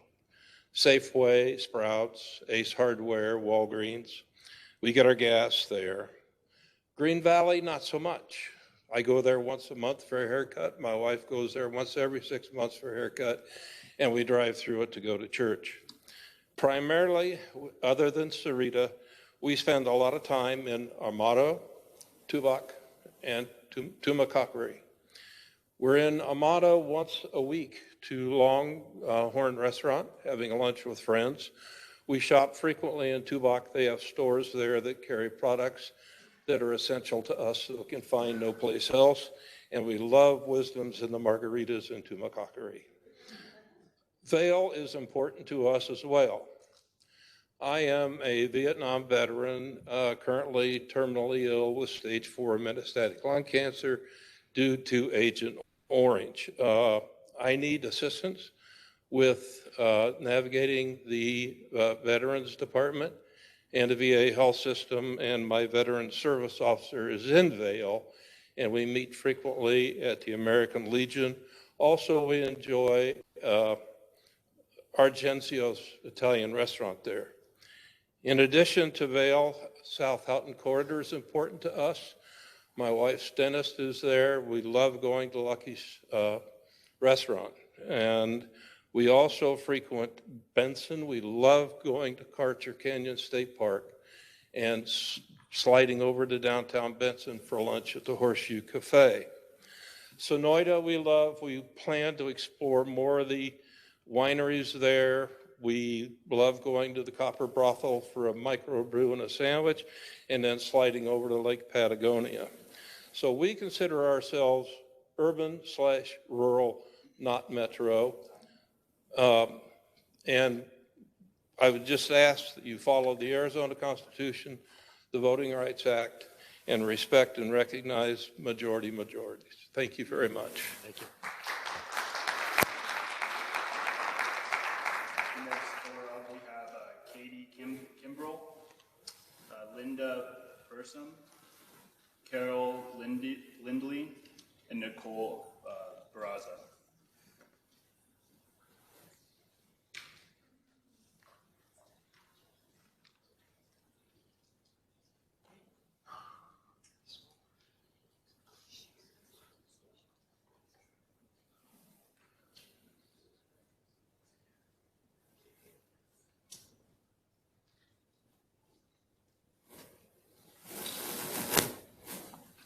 Hello, my name is Kathy Kimbrell. My husband and I are 14-year residents of the Quail Creek community. That's an age-restricted community in Green Valley.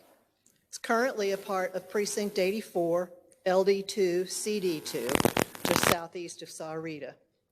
I'm a retired bank officer, and my husband was a small business owner in the commercial construction industry.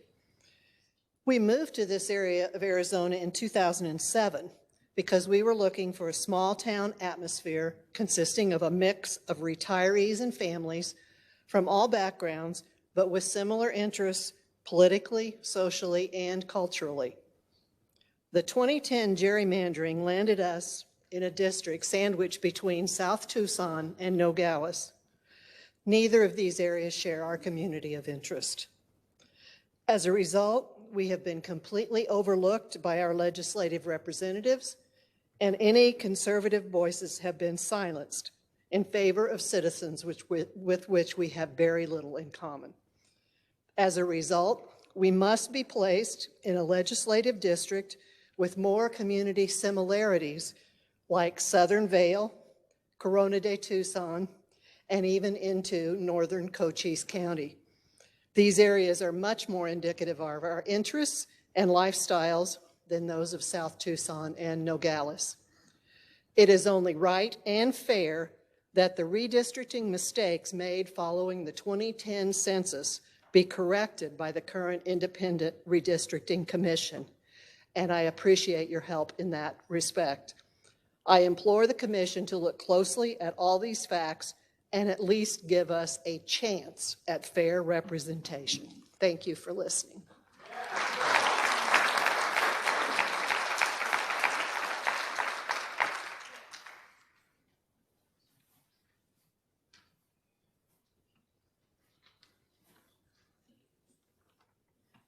Hi, my name is Linda Burrison.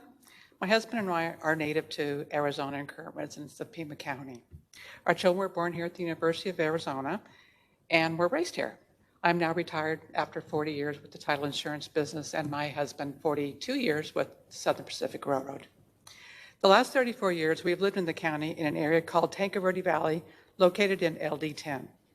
Tanque Verde Valley is its own community where my children attended and graduated school. We attend church and socialize with friends that share our same interest. Tanque Verde Valley is a suburban area in the county, north and east of the river and close to the mountains, where we enjoy the separation from the city of Tucson. Socially and economically, my area aligns with those more with the Catalina Foothills, Oro Valley, Saddlebrook, and Marana, which are surrounding communities just like my own. Our current legislative and congressional districts cater to those living within the city and do not represent me in the suburbs or the rural areas. It is my understanding that the previous maps did not have equal population, and I ask you to ensure that they do, making them as compact as possible with equal representation. I respectfully ask the Constitution to be precisely followed with regard to this situation so that everybody feels represented. Thank you. Thank you.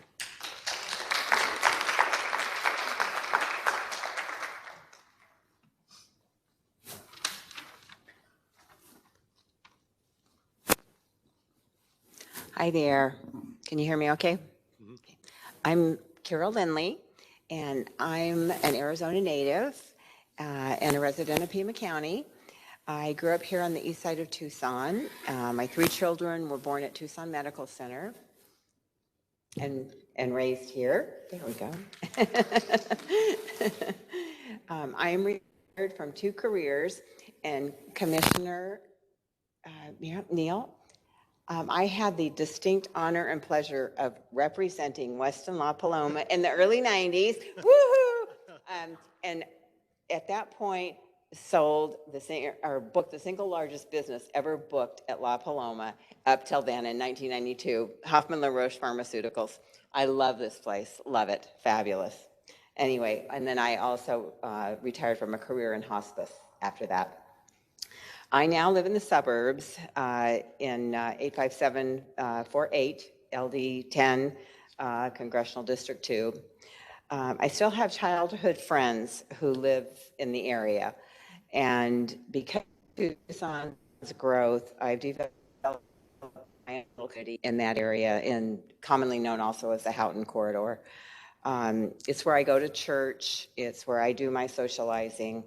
It's where I hike in the Saguaro National Park, which is absolutely spectacular, and you know it already, but Erica, it's fabulous. It's incredible. I spend a lot of time at my public library, and like I said, I take advantage of all of the abundant recreation on the east side. This is where I shop. It's where my dentists are. It's where I feel most comfortable. Our current legislative districts, and I am echoing, I guess, but really do cater to city dwellers. And I've chosen a more suburban lifestyle, like you've heard from many people. The city of Tucson does not represent my lifestyle or my conservative values necessarily. The previous maps did not have equal population. I just implore you, please, this time to ensure that they do. Make them as compact as possible and consider that equal representation. Also, I ask very respectfully that the Constitution be followed. We have it for a reason, and so that, again, everybody can be represented. And I really, really appreciate this time that you all are spending to give us the opportunity to feel heard. Thank you. Thank you so much.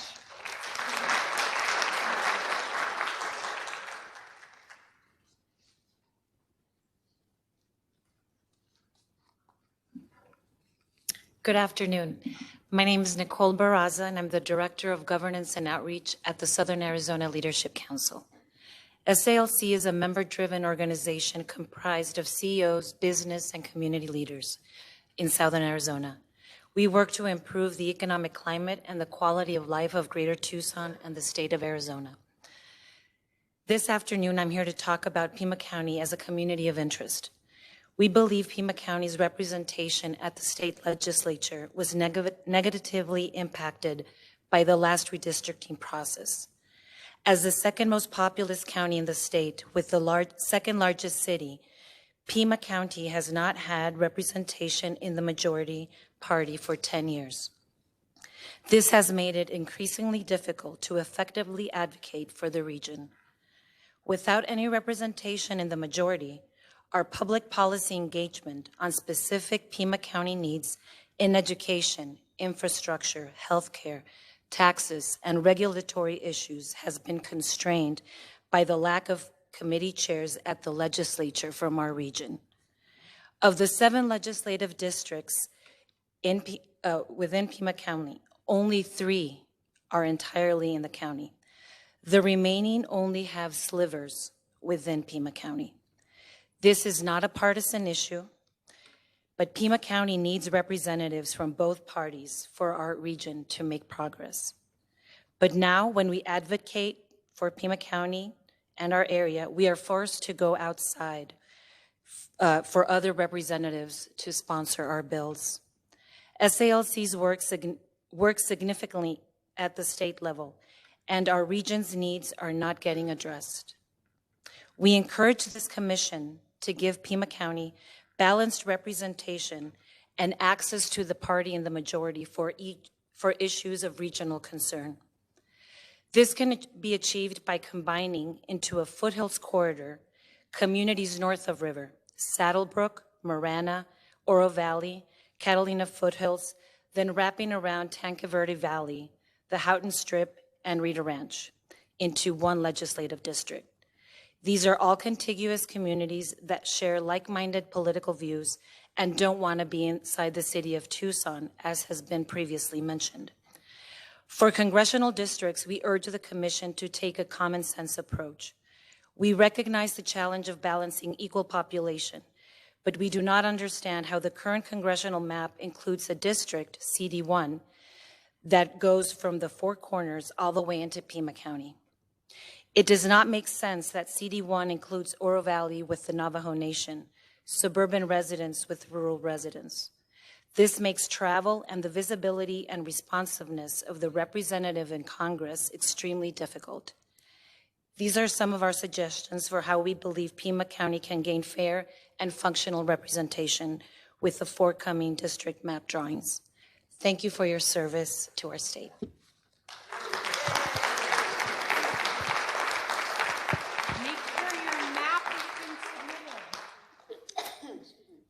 Next up, we have Sandra Gibson, Nancy Wexler, Leslie Hunter, and Rick Gibson.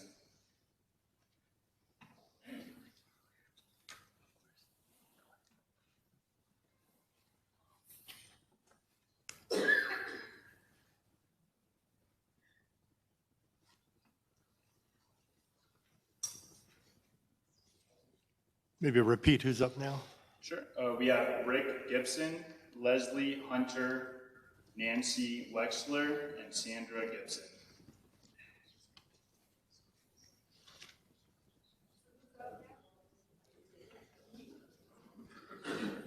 Who's the first speaker of that group? Rick Gibson.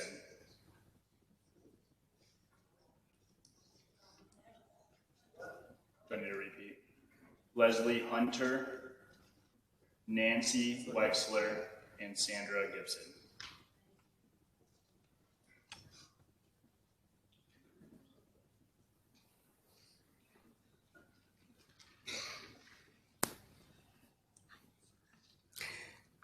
Hello. My sound good? Yes. Hi, I'm Leslie Hunton. I'm a longtime Tucsonan. I was born in Phoenix, and I've lived here most of my life. In the year 2000, as has been mentioned, an amazing thing happened. We developed an independent redistricting commission. I am still astonished that we accomplished that. As I see it, the purpose of this commission's work is to prevent gerrymandering. Gerrymandering is a political game that carves up states into districts that favor one party over the other. These manipulated districts eliminate the voice of large parts of our population. When voices are silenced, we get laws passed by politicians who don't represent the constituents. Do you think the majority of Arizonans want us to be 48th or 49th in the nation for education funding? Do you think the majority of Arizonans want to give tax breaks to giant corporations and the wealthy? I'm positive we don't. So why is this happening? Too many voices have been silenced, and it hurts all of us to have an underfunded state budget. It hurts all of us to have poorly educated students who grow up to be tomorrow's adults. That's why this redistricting process is so important. We need to include every voice and every vote fairly. The laws we pass and the budget we adopt needs to truly and accurately represent the will of all the people, not just a minority. The districts we draw for the next decade need to be truly competitive. This IRC is supposed to be free from the political game of tug of war. But with the hiring of the controversial Timmons Group, it already feels biased to me. As the listening tour goes on, I hope the IRC will pay attention to communities of color and communities of interest, but keep in mind that the point of this whole effort is to draw politically fair boundaries. I hope to see an unbiased, professional, and transparent environment for the deliberations. According to the recent Center for the Future of Arizona report, only 10% of Arizonans believe that their elected officials really represent them. This is terrible, and it has to change. We citizens need to be able to have faith that the state is directed by people who represent all of us, not just a wealthy or vocal minority. So let's be careful to prevent gerrymandering and political game playing. Let's create districts that preserve communities and build confidence in our government and a positive attitude towards the future. Thank you for your time and attention. I appreciate you coming on this listening tour.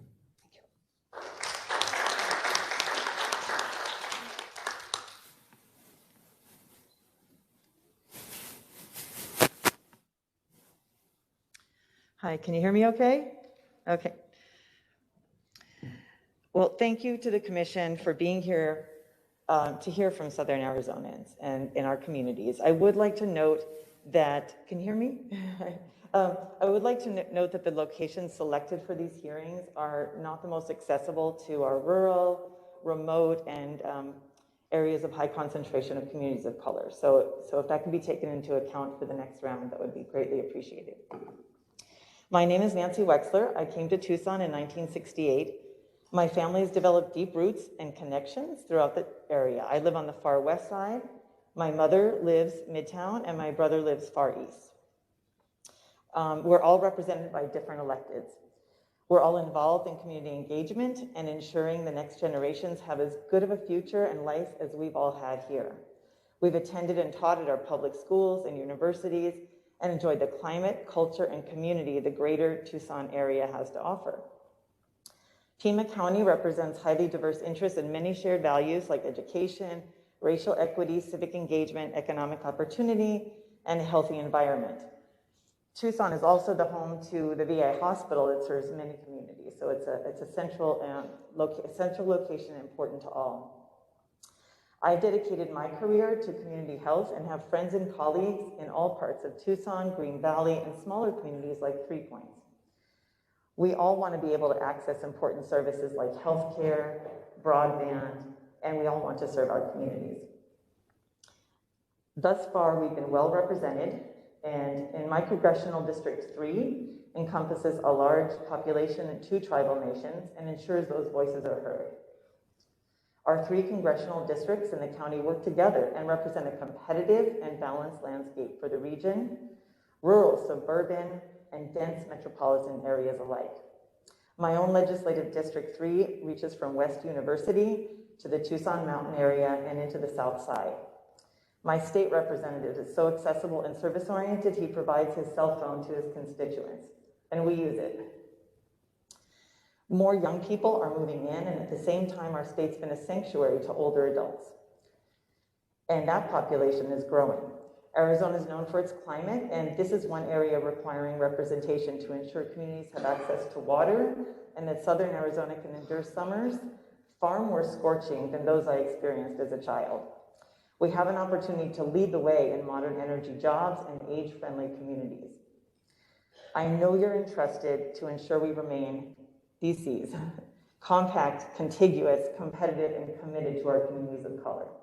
Thank you again for your service in this most complex and essential charge, and to hearing from those who will be impacted by your work. Thank you. Thank you.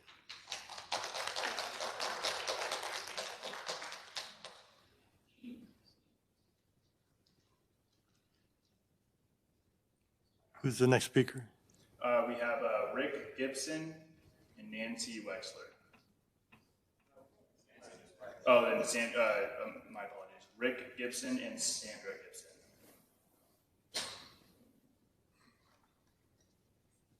No? Go ahead. Okay, the next 4 is Eric Crump, Liz, I believe it's Cheney, Ann Hollis, and Martha Aguilar.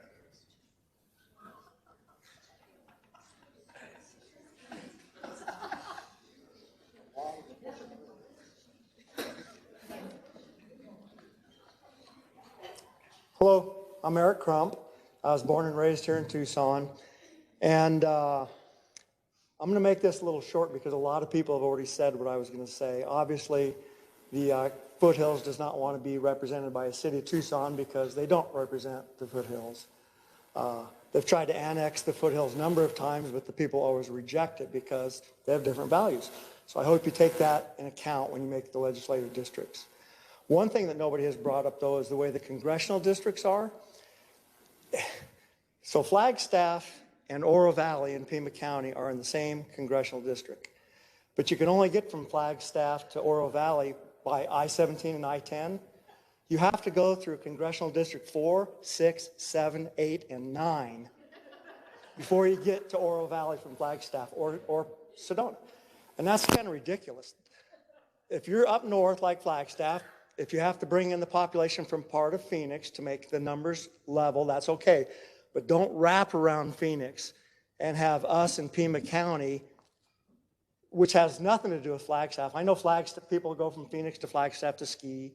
People in Flagstaff go to Phoenix to for commercial airlines, but they never come to Oro Valley, you know? So I would really like you guys to really consider to make it more fair, okay? Thank you. Thank you. It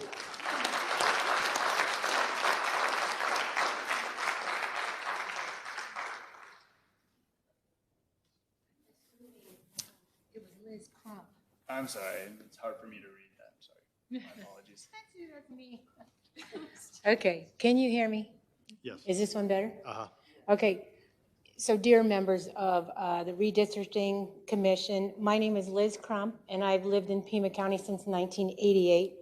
And I live on the northwest side of Pima County near the city of Marana. Nobody wants to claim us. But I'm a precinct committeeman for LD9. My legislative community of interest includes Marana School District, where my zip code is 85741.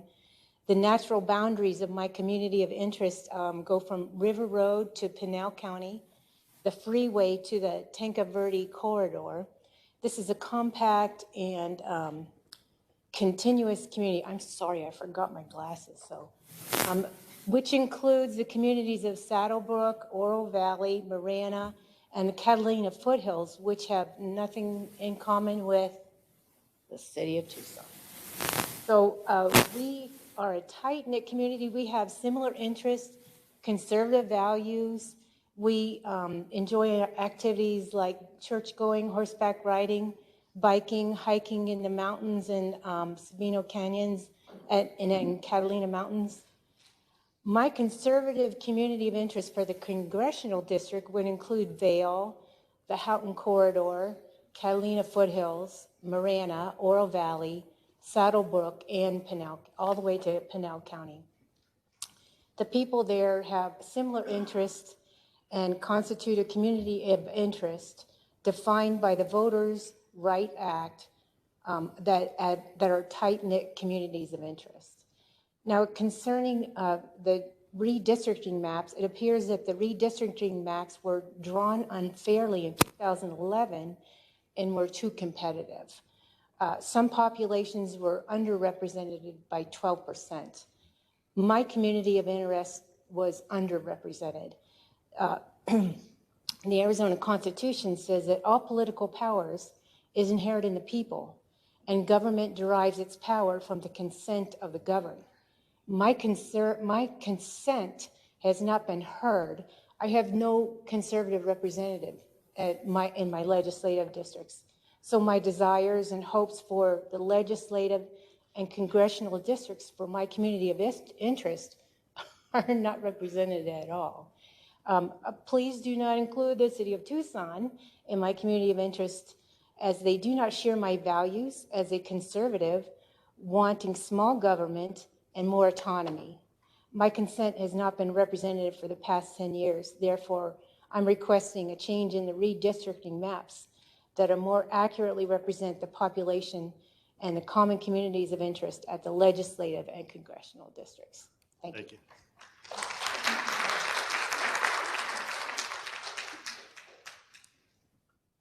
Okay, the next speaker is Ann Hollis, followed by Martha Aguilar.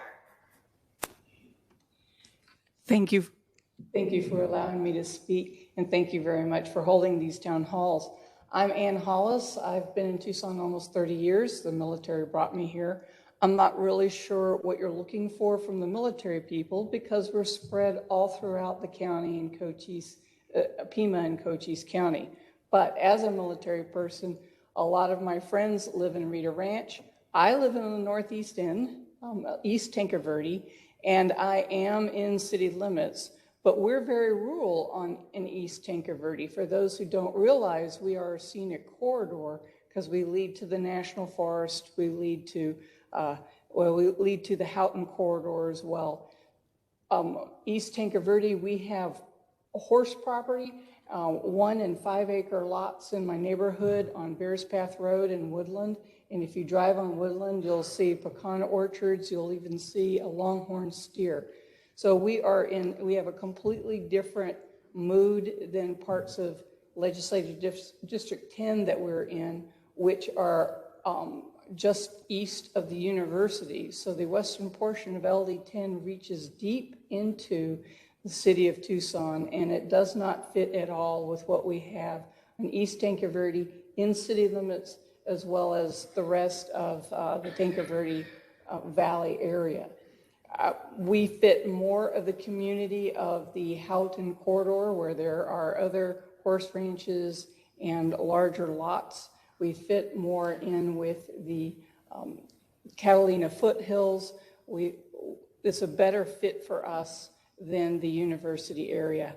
And a point I'd also like to mention is that there are a lot of assisted living homes in LD10, mainly in the north, as well as in the foothills. If the Catalina Foothills and the Tanque Verde area were in one legislative district, then the people who live in assisted living would have a voice. Right now, it's diluted by mixing with the tend to be the younger crowd, the university folks. So that's something I'd like to mention as a voting block that we have in LD10 and a portion of LD9. So thank you for letting me speak. Thank you. Thank you. The next up is Martha Aguilar. Martha will be followed by Colleen Mathis, Galen Padden, and Joanne Evans. My name is Martha Aguilar. Thank you guys for being here today. We really appreciate what you're doing. I'm a native Tucsonan and a precinct committeeman in LD9, Congressional District 2. My zip code is 85750, and I've resided in my current home and community for 10 years. The Arizona State Constitution says district boundaries shall respect communities of interest. My community of interest is north of River Road, the Catalina Foothills community. We have a quarterly news magazine devoted to our community. My kids attend Push Ridge Christian Academy. We attend the church there at Catalina Foothills. We shop in this location, eat, socialize, all north of River. We recreate at Sabino Canyon, which is a protected wildlife preserve. We have our own unique community of retired and young professional families north of River Road. We also have unique environmental concerns, such as preserving wildlife corridors throughout our neighborhood. Down the street, we have horse rescues, stables, and boarding. We have multiple hiking and wildlife clubs and museums of art. We have purposefully chosen to move out of the city of Tucson. We don't want to be governed by the city of Tucson, as you guys have heard, nor would we expect the city to want to be governed by us. As it stands, we have unjustly lost our representation due to the nefarious rigging of our legislative and congressional districts. Not only have the counties lost their votes and voices, but so have many other communities, the ranching communities, the military families, veterans, small business owners. Tell me, what does the retirement community of Green Valley have to do with South Tucson? What do they have in common? Nothing. The current map violates both of these communities and their unique interests. They were put into the district with South Tucson to create a competitive district, but the result has been no representation at the legislature. How can we even begin to focus on competitive districts when we have entire counties and legislative districts without representation? A stunning example of this is the city council mandate for a 50% water increase rate in the next year. If you live outside the city, you have no vote. 80% of all Tucsonans surveyed rejected this price gouge, but Regina Romero passed it anyway, claiming that equity and social justice justified her decision. She is also the same mayor pushing to defund our police. Her militant ideology does not represent me, my family, or my community of interest. Yet we have no representation. The map has failed. It's also a violation of the intent of the Voting Rights Act to dilute the votes of like-minded minority communities and their interests. There is no equality in dividing or segregating the interests of these communities. Why are we not keeping Midtown together, retirement communities together, rural communities together? How is it that the second largest region in Arizona has no representation? Our state constitution says, give me 1 second. Our state constitution, we've had no representation, so please let me just speak. Okay, thank you. Our state constitution says district lines shall use visible geographic features, city, town, and county boundaries, and undivided census tract. What would make sense is to have a northern corridor that stretches from Green Valley to Saddlebrook. As you can see on the map, but this is all, we have a northern corridor. Okay, can we have the next speaker please come up? I'm sorry, ma'am, but we have 3 minutes per speaker. No, I'm sorry, I'm gonna finish. Thank you. What would make sense is to have a northern corridor that stretches from Green Valley and Saddlebrook to Tanque Verde Valley and out to Halton East. All of these communities share places of employment, social constructs, and the unique rural environment that is away from the city with a focus on families, ranching, retirement communities, military, and a rural lifestyle with the visible geographic features along the mountains and north of River Road. Thank you. We really appreciate your testimony. Okay. We'll move on. Next speaker, please. The next speaker will be Galen Patton, followed by Joanne Evans, followed by Lavoy Hurley. Okay, I'd like to just finish by saying we need common sense. We need to keep our communities together, and we need this community to redraw the boundaries that our like-minded communities and interests are represented. Thank you.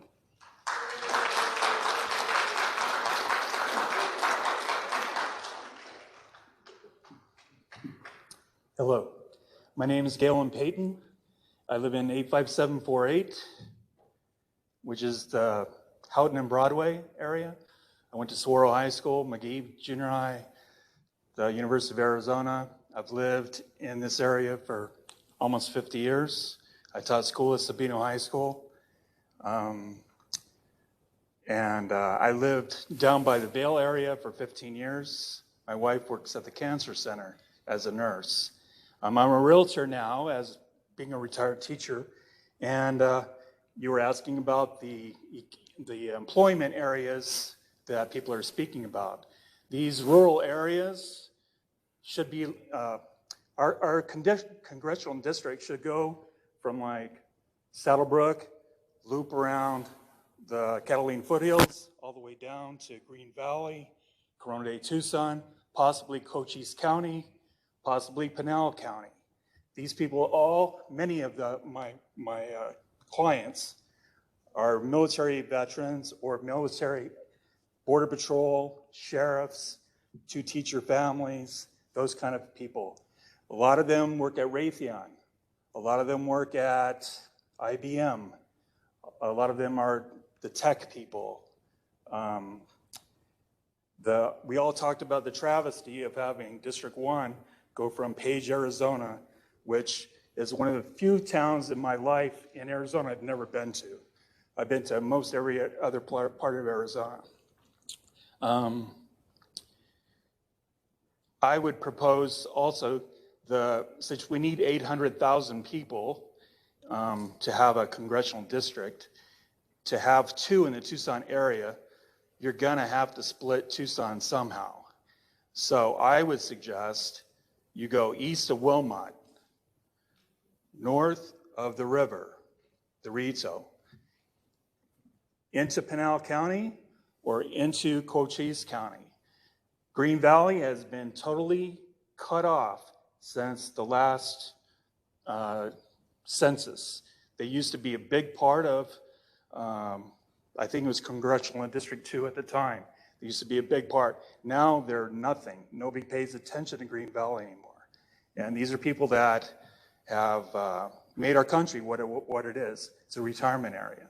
And they have very little voice now. So anyway, I've sold many houses out by Benson, Corona de Tucson, Vail, the Halton Corridor where I live. And those people they value their school districts. That's mainly why they moved out there. And even though I worked for TOSD for 12 years of my life, they have that in common. The city of Tucson has their ward system, and so if you're not with a Democratic majority, they don't pay attention to you at all. So anyway, I guess I'm out of time. So thank you. Thank you.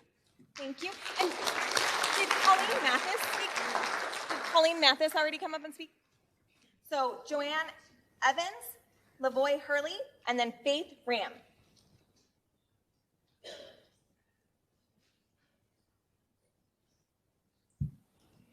It appears maybe she's not here. Is there a Joanne Evans? What about Lavoy Hurley? Okay. Mr. Hurley, you're up. And then he'll be followed by Faith Ram.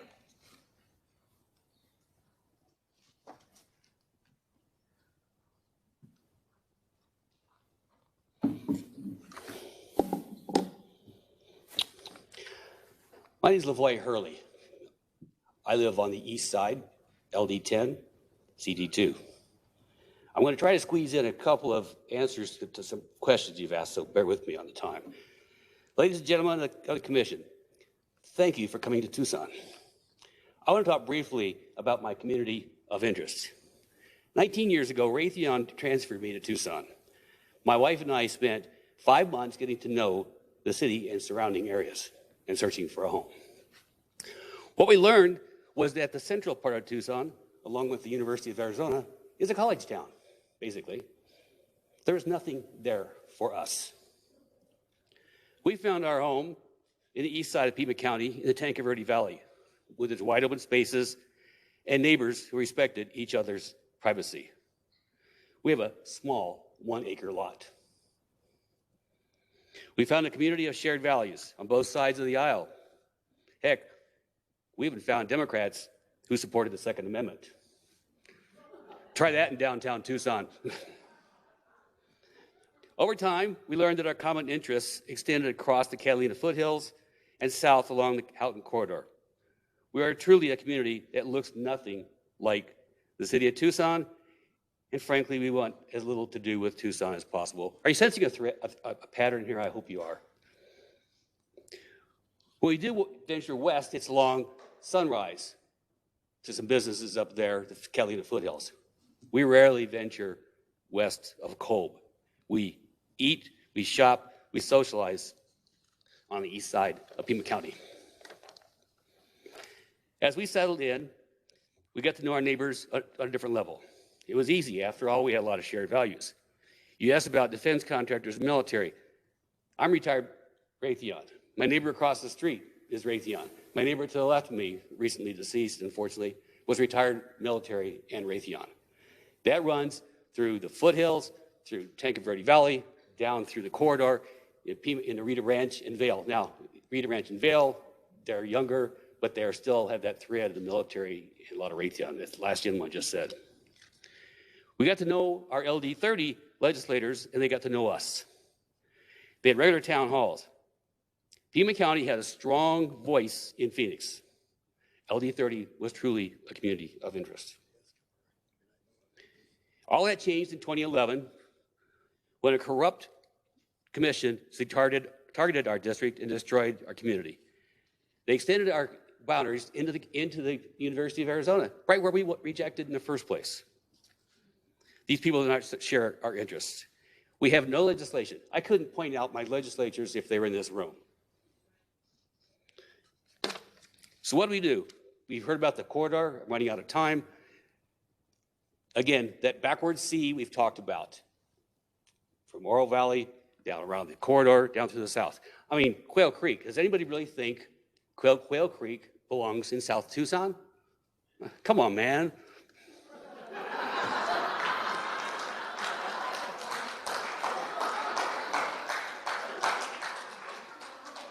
So, that whole area obviously is too large for a legislative district. It probably divides about Broadway. It's a good start for a CD congressional district. And with that, I leave you. I'm out of time. Could you, for the help of our mapping consultants, could you tell us where the Halton Corridor is? Well, Halton Road, of course, on that east side, is Halton Boulevard. Right? It's that corridor out there. So obviously it extends to the east to the mountains, which is the protected area. So there's nothing out there. Vail, Rita Ranch, and then I would say from Halton to the west, arbitrarily, Camino Seco,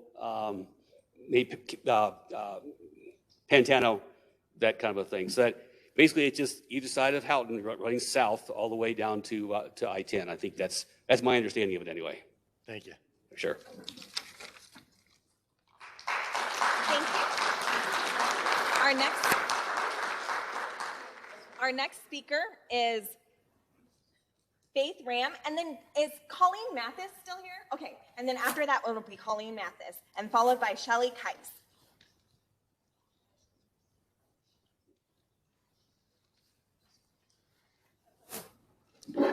Hello, and it's Faith Ramon. So thank you for having me today. Like I mentioned, my name is Faith Ramon. I was born and raised in Kiatoa, which is in the Ga'achi district on the Tohono Nation. And for the past 15 years, I've been living in Ward 1 with my children, my grandchildren. As an Indigenous woman native to the O'odham land, my geographic boundaries would include the Tohono Nation, Sanavir, Pascua Yaqui Reservation, and Southside Barrios, as well as other communities of color within this draft. So many things have happened in the past 10 years. Our communities have been losing loved ones, our schools are underfunded, our elders cannot afford healthcare, and we are experiencing a water drought. But most importantly, the population has grown. The population of communities of color in particular has grown. My ask is that the commission needs to maintain the same number of districts where communities of color have the ability to elect the candidate of their choosing, which is protected in the Voting Rights Act, and the Commission must uphold these protections in the map that are being drafted for the next 10 years. 10 years of Arizona's electoral representatives, we need a majority fair district. Thank you. Thank you. Thank you. The next speaker is Colleen Mathis, followed by Shirley Kice. Good afternoon, commissioners, and thank you for making the trek to Pima County and staff. I'm Colleen Mathis. I served as the immediate past chair of this commission, so I really appreciate where you're sitting today, and I appreciate all the people from Pima County who are coming out to testify, because that's where the rubber meets the road, and it's so helpful to have that engagement. With the exception of Commissioner Meal, who I actually met at a prayer breakfast 10 years ago, and he spoke of his very inspiring background. He was the keynote and a big draw, and I haven't spoken with any other commissioner or met them. So with that, I just wanted to share a few thoughts based on my unique capacity having served on this commission. The preamble of the Proposition 106 that voters approved in the year 2000, and which has now been incorporated into the Arizona Constitution, states that this commission is to oversee the mapping of fair and competitive districts. That was up on the screen earlier today, and I appreciate you guys using that language and showing everyone. That's the specific language that the voters read when they filled out their ballots. That's the whole idea behind why we're here today. As a former Republican from Illinois, and now a political independent, I highly value competition, a fair fight, and a level playing field. I think those are fundamental American values. That said, I know well that you can't draw 9 competitive congressional districts, nor can you draw 30 competitive legislative districts. Not possible. I wish you could. You must also consider the Voting Rights Act, population clustering in our state, and of course, the other criteria. But your goal should be to draw as many competitive districts as possible. Competitiveness is a straightforward concept. If a district is truly competitive, either of the major party candidates should have a real chance of winning. Making a safe district a little less safe, but where one of the candidates still has no real choice of winning, is not a competitive district. Or a candidate, when a candidate only needs to win a primary election to have a safe seat for 10 years, that's not achieving true competitiveness. Each of you should be representing everyone in the state. And your job is not to draw Democratic maps or Republican maps, or maps that please your friends and family. The job is to best apply the constitutional criteria to the state and to craft districts that reflect the way the state fits together and best represent the state's citizens. There are 6 criteria. They're actually lettered, not numbered, in the Constitution. The Arizona Supreme Court has ruled that you must weigh them equally. Of the 6 criteria, communities of interest and competitiveness need not compete with each other or present some kind of zero-sum binary choice. You can draw districts that are head-to-head competitive and also well reflect communities of interest. Now, it's true, you're going to have to group more than one community of interest in order to achieve those population requirements in a single district, and people may not like that, but that is the reality of the game. Those are my thoughts today. To the extent I can be a resource to any of you, including your fellow commissioners who aren't here today, I'm at your service. I'm happy to help. And if one last piece of advice, if you don't already have a beloved pet in your home that you can go home to every day, I highly recommend you get one. So thank you. Thanks for your service. Thank you.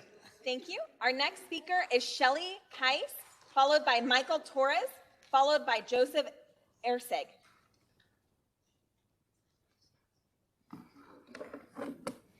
Good afternoon, Madam Chair and members of the Independent Redistricting Commission.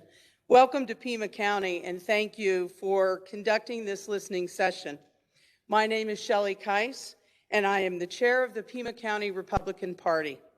There are approximately 630,000 voters in legislative districts in Pima County. many of whom have spent the last decade with no representation in the Arizona legislature. What does this mean for the Pima County voter?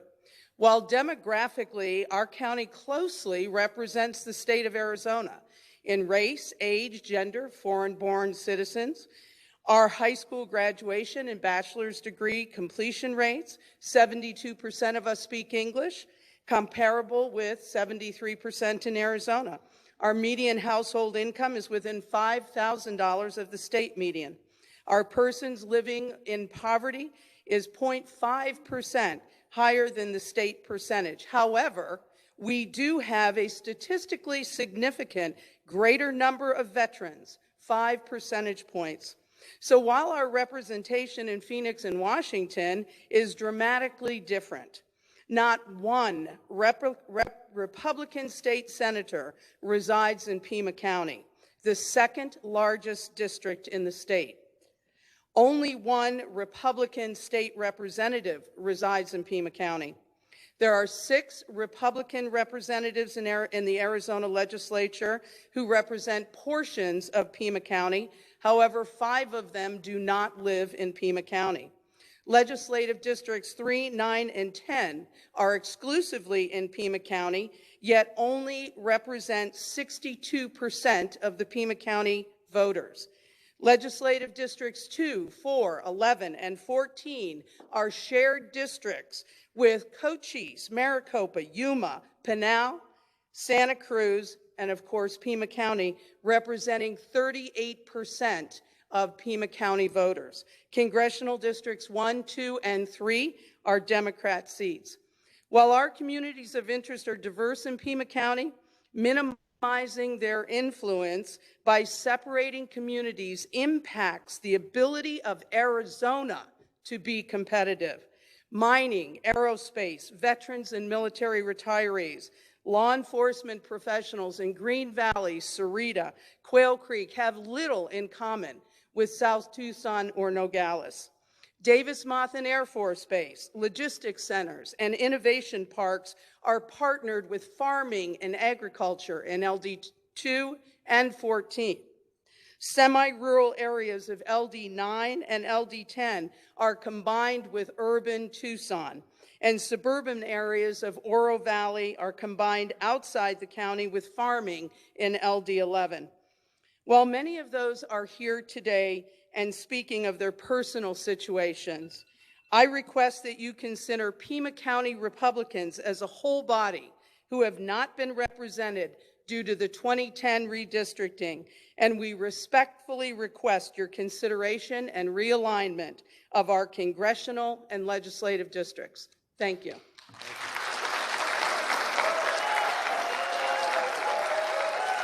The next speaker is Michael Torres, followed by Joseph Erseg, followed by Susan Wittenmore.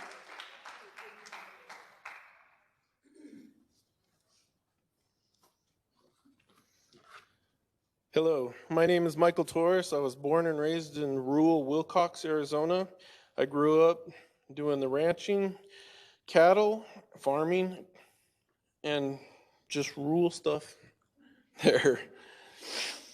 I relocated to Oro Valley in '97, nice quiet town, just because Tucson was just a little too uppity up for me.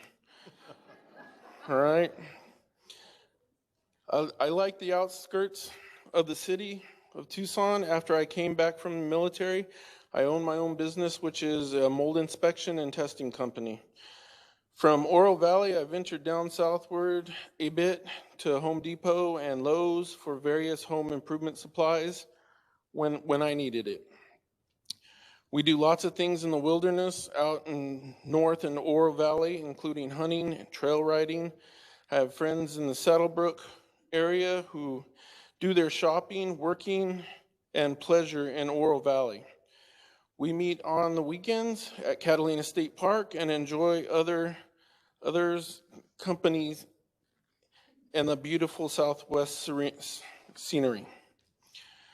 We also frequent Sabino Canyon recreation area in the Catalina Foothills to cool off during the summer months. I was told to ask myself, what is the issue with the district I live in? The only real thing I could come up with was most of the things that I do outside of my district, but also outside of the city of Tucson, I commute around the northwest outskirts of Tucson for most of what I do on a daily and weekly basis. I feel the same as what I am hearing from most of the other testimony that I'm hearing. The rural areas do not belong to the same districts as urban areas like the city of Tucson. The Voting Rights Act, of which these district lines are supposed to be dictated, seems to have been broken at the last time these maps were made. You can clearly see the pie that was made by whoever made the map previously, 2011 if I'm not mistaken. What does rural Oro Valley have to do with the city of Casa Grande? I was shocked to learn that my legislative district stretched from Ina Road all the way to Casa Grande, almost an hour plus away. This is absolutely wrong. We share no interest being two separate towns 60 miles away from each other. Thank you, Eric Newberg, for creating this commission and allowing us to speak in front of you to change the way these maps are drawn. Have a good day. Thank you. Thank you. The next speaker is Joseph Ersig, followed by Susan Whitmore, followed by Scott Oldendorf.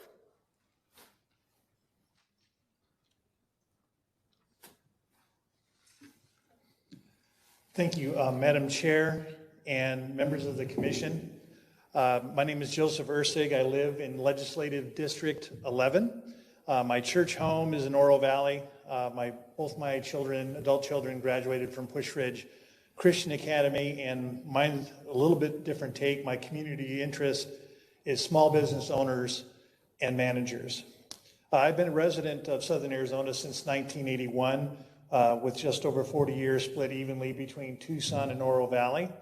I'm the former Southern Arizona Director for the Arizona Small Business Association, the former President and CEO of the Green Valley Sahuarita Chamber of Commerce, and was with Mix FM and ESPN Radio for over 19 years. So why that experience matters is that I've become very familiar with Southern Arizona's small business community through meetings and consultations. According to the U.S. Small Business Administration's Office of Advocacy 2020 Small Business Profile, small business owners employed 47.1% of the private workforce. So I've been blessed with over 1,000 business relationships, and in my experience and informed view, the business people, the voters in Marana, Oro Valley, Eagle Crest, Saddlebrook Ranch, the Catalina Foothills, and the Tanque Verde Valley have much in common. Choosing not to live in the city of Tucson's core, they either operate home-based businesses or choose to make the commute to Tucson shops or to their offices for their businesses. Household incomes and home valuations tend to exceed Tucson's average. Their shopping and entertainment patterns are very similar, and generally speaking, I believe they have strong preferences for uncrowded roads and quality schools.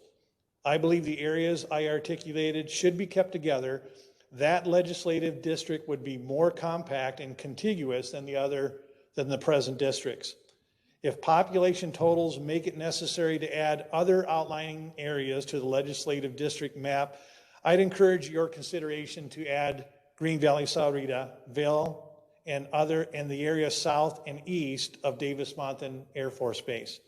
I also believe strong consideration be given to add voters to Pinal County and Sierra Vista, Fort Huachuca to the congressional map. Thanks very much. Thank you. Our next speaker is Susan Whitmore, followed by Scott Oldendorf, followed by Noah Sundberg.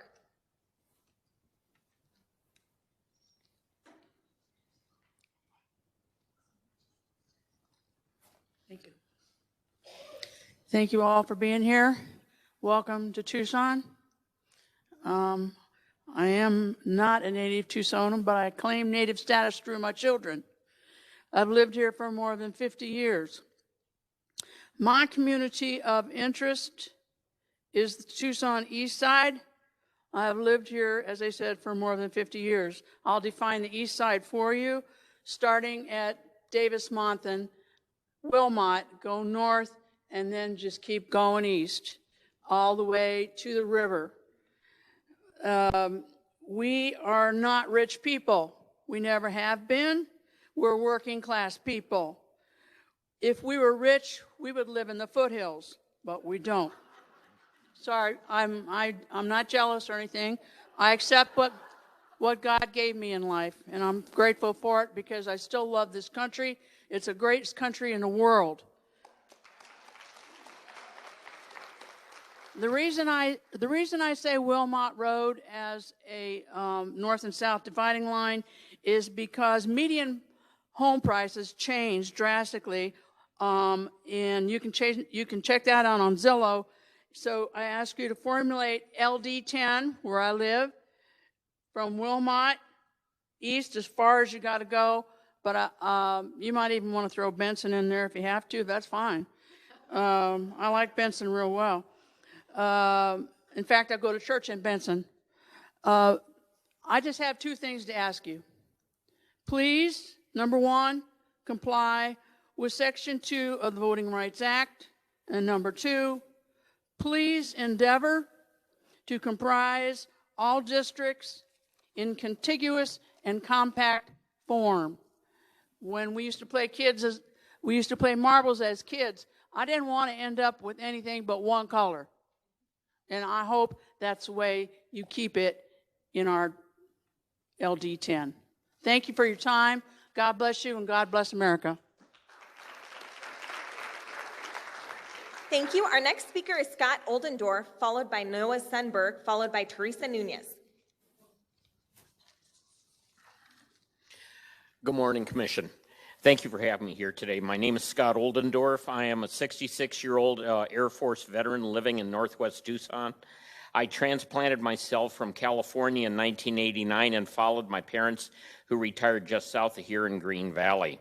My compact ethnic diverse community of interest in Tucson, I live here, is known as Northwest Tucson, Oro Valley, and the Foothills, bordered by the Rialto River and River Road to the south, Tanque Verde Falls and the Mount Lemmon Highway to the east, and the Santa Cruz River and the Silver Belt Road to the west, and the Pinal County line and the Saddlebrook community to the north, and is not the city of Tucson south of River Road. I worked here at the Pima County Regional Reclamation Treatment Facility, and I'm now retired, go to church here, belong to many communities here, spend my money here without needing to drive long distances. Now I have the time to give back to my community by volunteering at the Arizona Sonoran Desert Museum as an aquatic interpreter, being a deacon of my Presbyterian church, being on the board of directors of my homeowner association, serving as a chair for the Pima County Regional Wastewater Reclamation Advisory Committee representing District 1, and trying to save Pima County and America by being a Republican Precinct 187 committeeman and a state LD9 committeeman. I have seen the decline of our gerrymandered Tucson and surrounding communities, especially south of River Road, for these are not of my ethical, and conservative values for my family. Arizona was a prosperous conservative family values state, which followed the values of our Constitution, church, law, and border enforcement, with the rights for free speech and the rights to bear arms. It doesn't take a rocket scientist to see that the common sense has been lost. Racism has been blown up to create division, and responsibility for our speech and actions are being taken away from us and replaced by a socialist, progressive, liberal government that wants to control us from cradle to grave. This came to a head 10 years ago at the redistricting, last one that we had, where the legislative and congressional lines were gerrymandered to give complete political control to the Democrat Party locally and throughout the state of Arizona.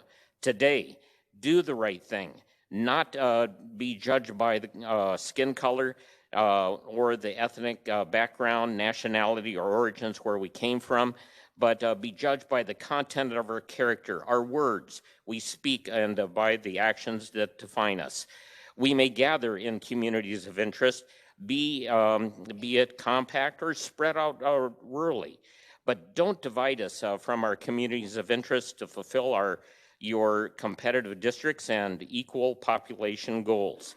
Keep us in our compact communities of interest that represent us, and allow us to choose our own representatives that represent us, our compact communities. Let the areas outside of the city of Tucson and outside the county of Maricopa get their representation back, for that is our compact communities of interest. Thank you for this opportunity. Thank you. Our next four speakers are Noah Sundberg, Teresa Nunez, Joe Bogart, and then Morale Livesey.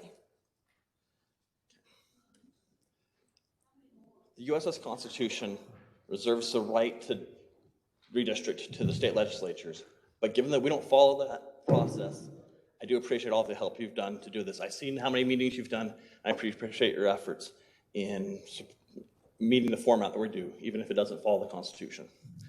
I live in the neighborhood of Rancho Cerrita, in the incorporated town of Cerrita, in Pima County. That is my neighborhood. Those are well-defined, stable boundaries. There are also stable boundaries, including mountain ridges, and let's say the Colorado River and the Grand Canyon, which would make no sense to have like a CD1 district cross. But the fact of the matter is, that's all you should care about is regional closeness. You satisfy all of your other requirements much better than you have. I've been here through two redistricting policies, and so far I have seen an effort that has taken gerrymandering from the state legislature and then given it to an unelected body twice. Two times the same results. I live in Cerrita, which was very conservative, and gerrymandered to be conservative, with Vail and Cerrita. Now it's gerrymandered to be liberal and very leftist. You didn't get much representation either way. So your efforts to maintain competitiveness have failed twice. Not yours, but this process. So stick to regional districts. Keep them as close as possible and as balanced as possible. That is what's fair. I find this whole process, if you listen, a little abhorrent, where people say, I don't want people in South Tucson, or I don't want people south of River, where the economics go down and the trailer parks go up. It's abhorrent. I don't think that's how we redistrict things. We do it by communities. And obviously there are human biases in it. I believe in machine learning. I believe you can evenly distribute things much more, less biased, with a non-biased set of pre-qualifiers to do it and have a machine do it. And then make small adjustments. 90% of your job is done before you start once you picked your team to do the math. Random processing is a much less biased process than you guys, and I appreciate your effort, but that's where things should stay because you have created biased districts in the past. Never take advice from the last people who did it because they were as biased as they come. They made horrible districts. CD1 was such a gerrymandered monstrosity, but so were most of the legislative districts. But I'm going to make the claim, if you make a district that looks like a backwards C from Marana wrapping around Tucson, it'll look like the gerrymandered segregationist districts of the South. Just as bad as CD1. So don't. Be concise in your districts, balance in your population, and let it be. It won't always be exactly what the best is, but it'll be far better than anything you can come up with. That is what I'd like you to do. Minimalistic. Keep them balanced, keep them concise, small touches where deemed necessary, and nothing else. Thank you very much.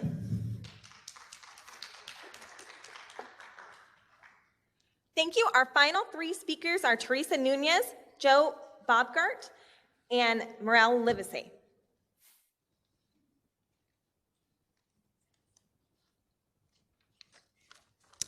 Good afternoon. I was going to say good morning, but this has been a long morning. My name is Teresa Nunez, and my friends call me Terry. I live at the Highlands Mobile Home Park, which is a park for 55 and older, where I own a home and land in Oro Valley in Pima County. The zip code there is 85737.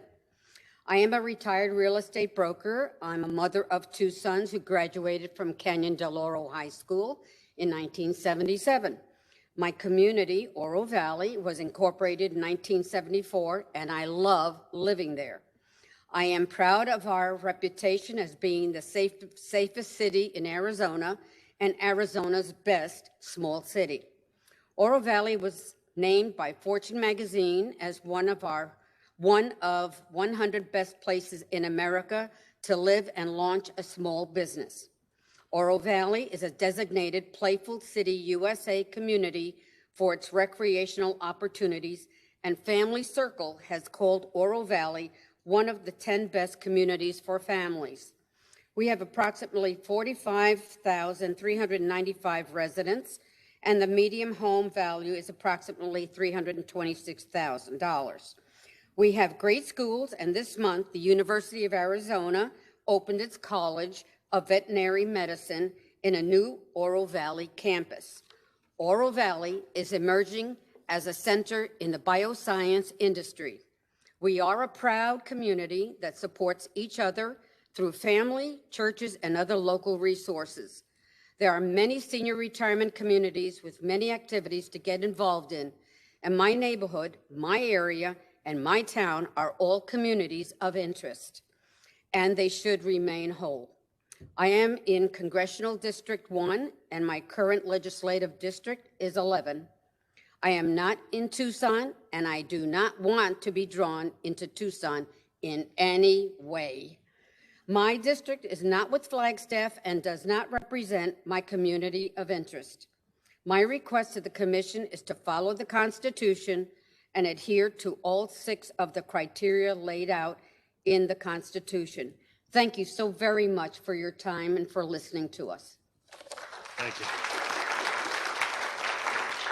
Thank you. Our last 2 speakers are Joe Bobgart and Meryl Livesey.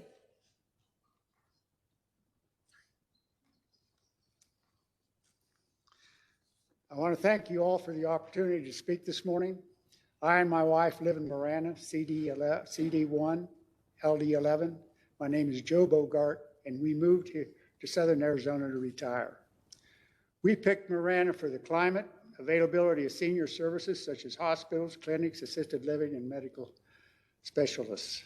Socially, the convenience of restaurant, theater, parks, and recreation and infrastructure were important. The following is the best defines our community of interest.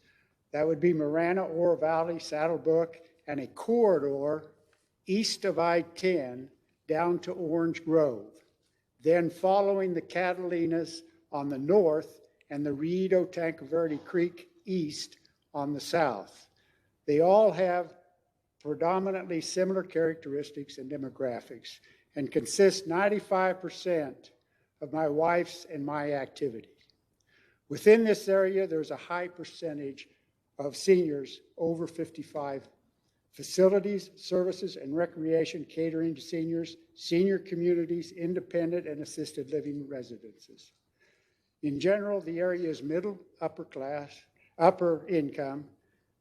Density is urban, medium to low residential, with low crime, upscale restaurants, and shopping. The best testimonial of all is the commission itself, or at least their staff. I'm quite certain the event or locations were not done with a dartboard. They saw the similarity to what I've stated and set the location representing 2 distinctively different geographical boundaries and communities of interest that comply with the majority laws, I lost some of my talk here, but anyway, they also follow the other not only majority, but areas of interest, oh my goodness gracious. I apologize. Extending, anyway, because of the requirement for a certain population, I would recommend that it extending my defined area down to Halton Road and then east or west to east or west to Green Valley, which is absolutely the same demographics that we have in the Marana area. I appreciate the opportunity, and I apologize for the part that I left out. We still got it, so thank you. Thank you. Thank you. Our final speaker is Merrill Livesey. Hi, I'm Merrill Livesey. I live in Picture Rocks, beautiful Picture Rocks. And I have a Tucson address, but there is a mountain range between Picture Rocks and Tucson. And bigger than the mountain range is the difference between what we value in Picture Rocks and what they value in Tucson. We don't have those same interests. We have horses, we have people that are very independent and live on small acreages and like their freedoms and support the police. Even though it drives me crazy that I have a Tucson address and to be affiliated with that one. Picture Rocks is so different. We should have our own.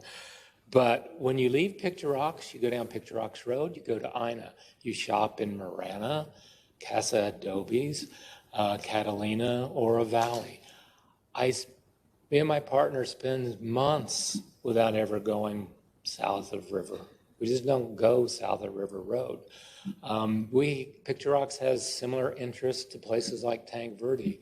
One of my friends that's a native of Tucson joked that Picture Rocks is a poor version of Tank Verde, or Tank Verde is Picture Rocks with money, I think is how he said it. But we have the same interests because money doesn't make interest. We have horses. We value our freedom. We value our space. So Picture Rocks is frequently forgotten. Please don't forget us and include us in with Marana, Catalina Foothills, Tank Verde, or a Valley. We'd really appreciate it. Thank you. Thank you.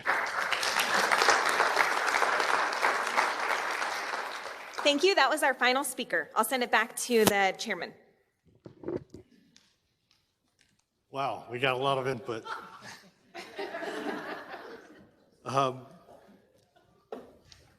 And as I want to remind you back to our presentation hours ago, where we did share with you the different tools you can use to give us additional input. And especially as we move forward and we produce draft maps, your input will be very, very important, and your more specific response to those will be important. So rather than just relying purely on the comments today, we encourage you to go online and submit your own draft maps once the census data is loaded, which will be a few weeks from now. This will ensure we correctly understand the definition of your community and encourage your friends and neighbors to share their thoughts with us also. So anyone can go online anytime, and there's no requirement to attend one of these hearings for us to get your input. But we do really appreciate the input today. We appreciate your time and putting up with this and being here this long. Shows the passion you have for this. And it's obviously the passion we share, or we wouldn't be volunteering. We all recognize how important it is. So thank you very much for today. And we hereby adjourn the meeting.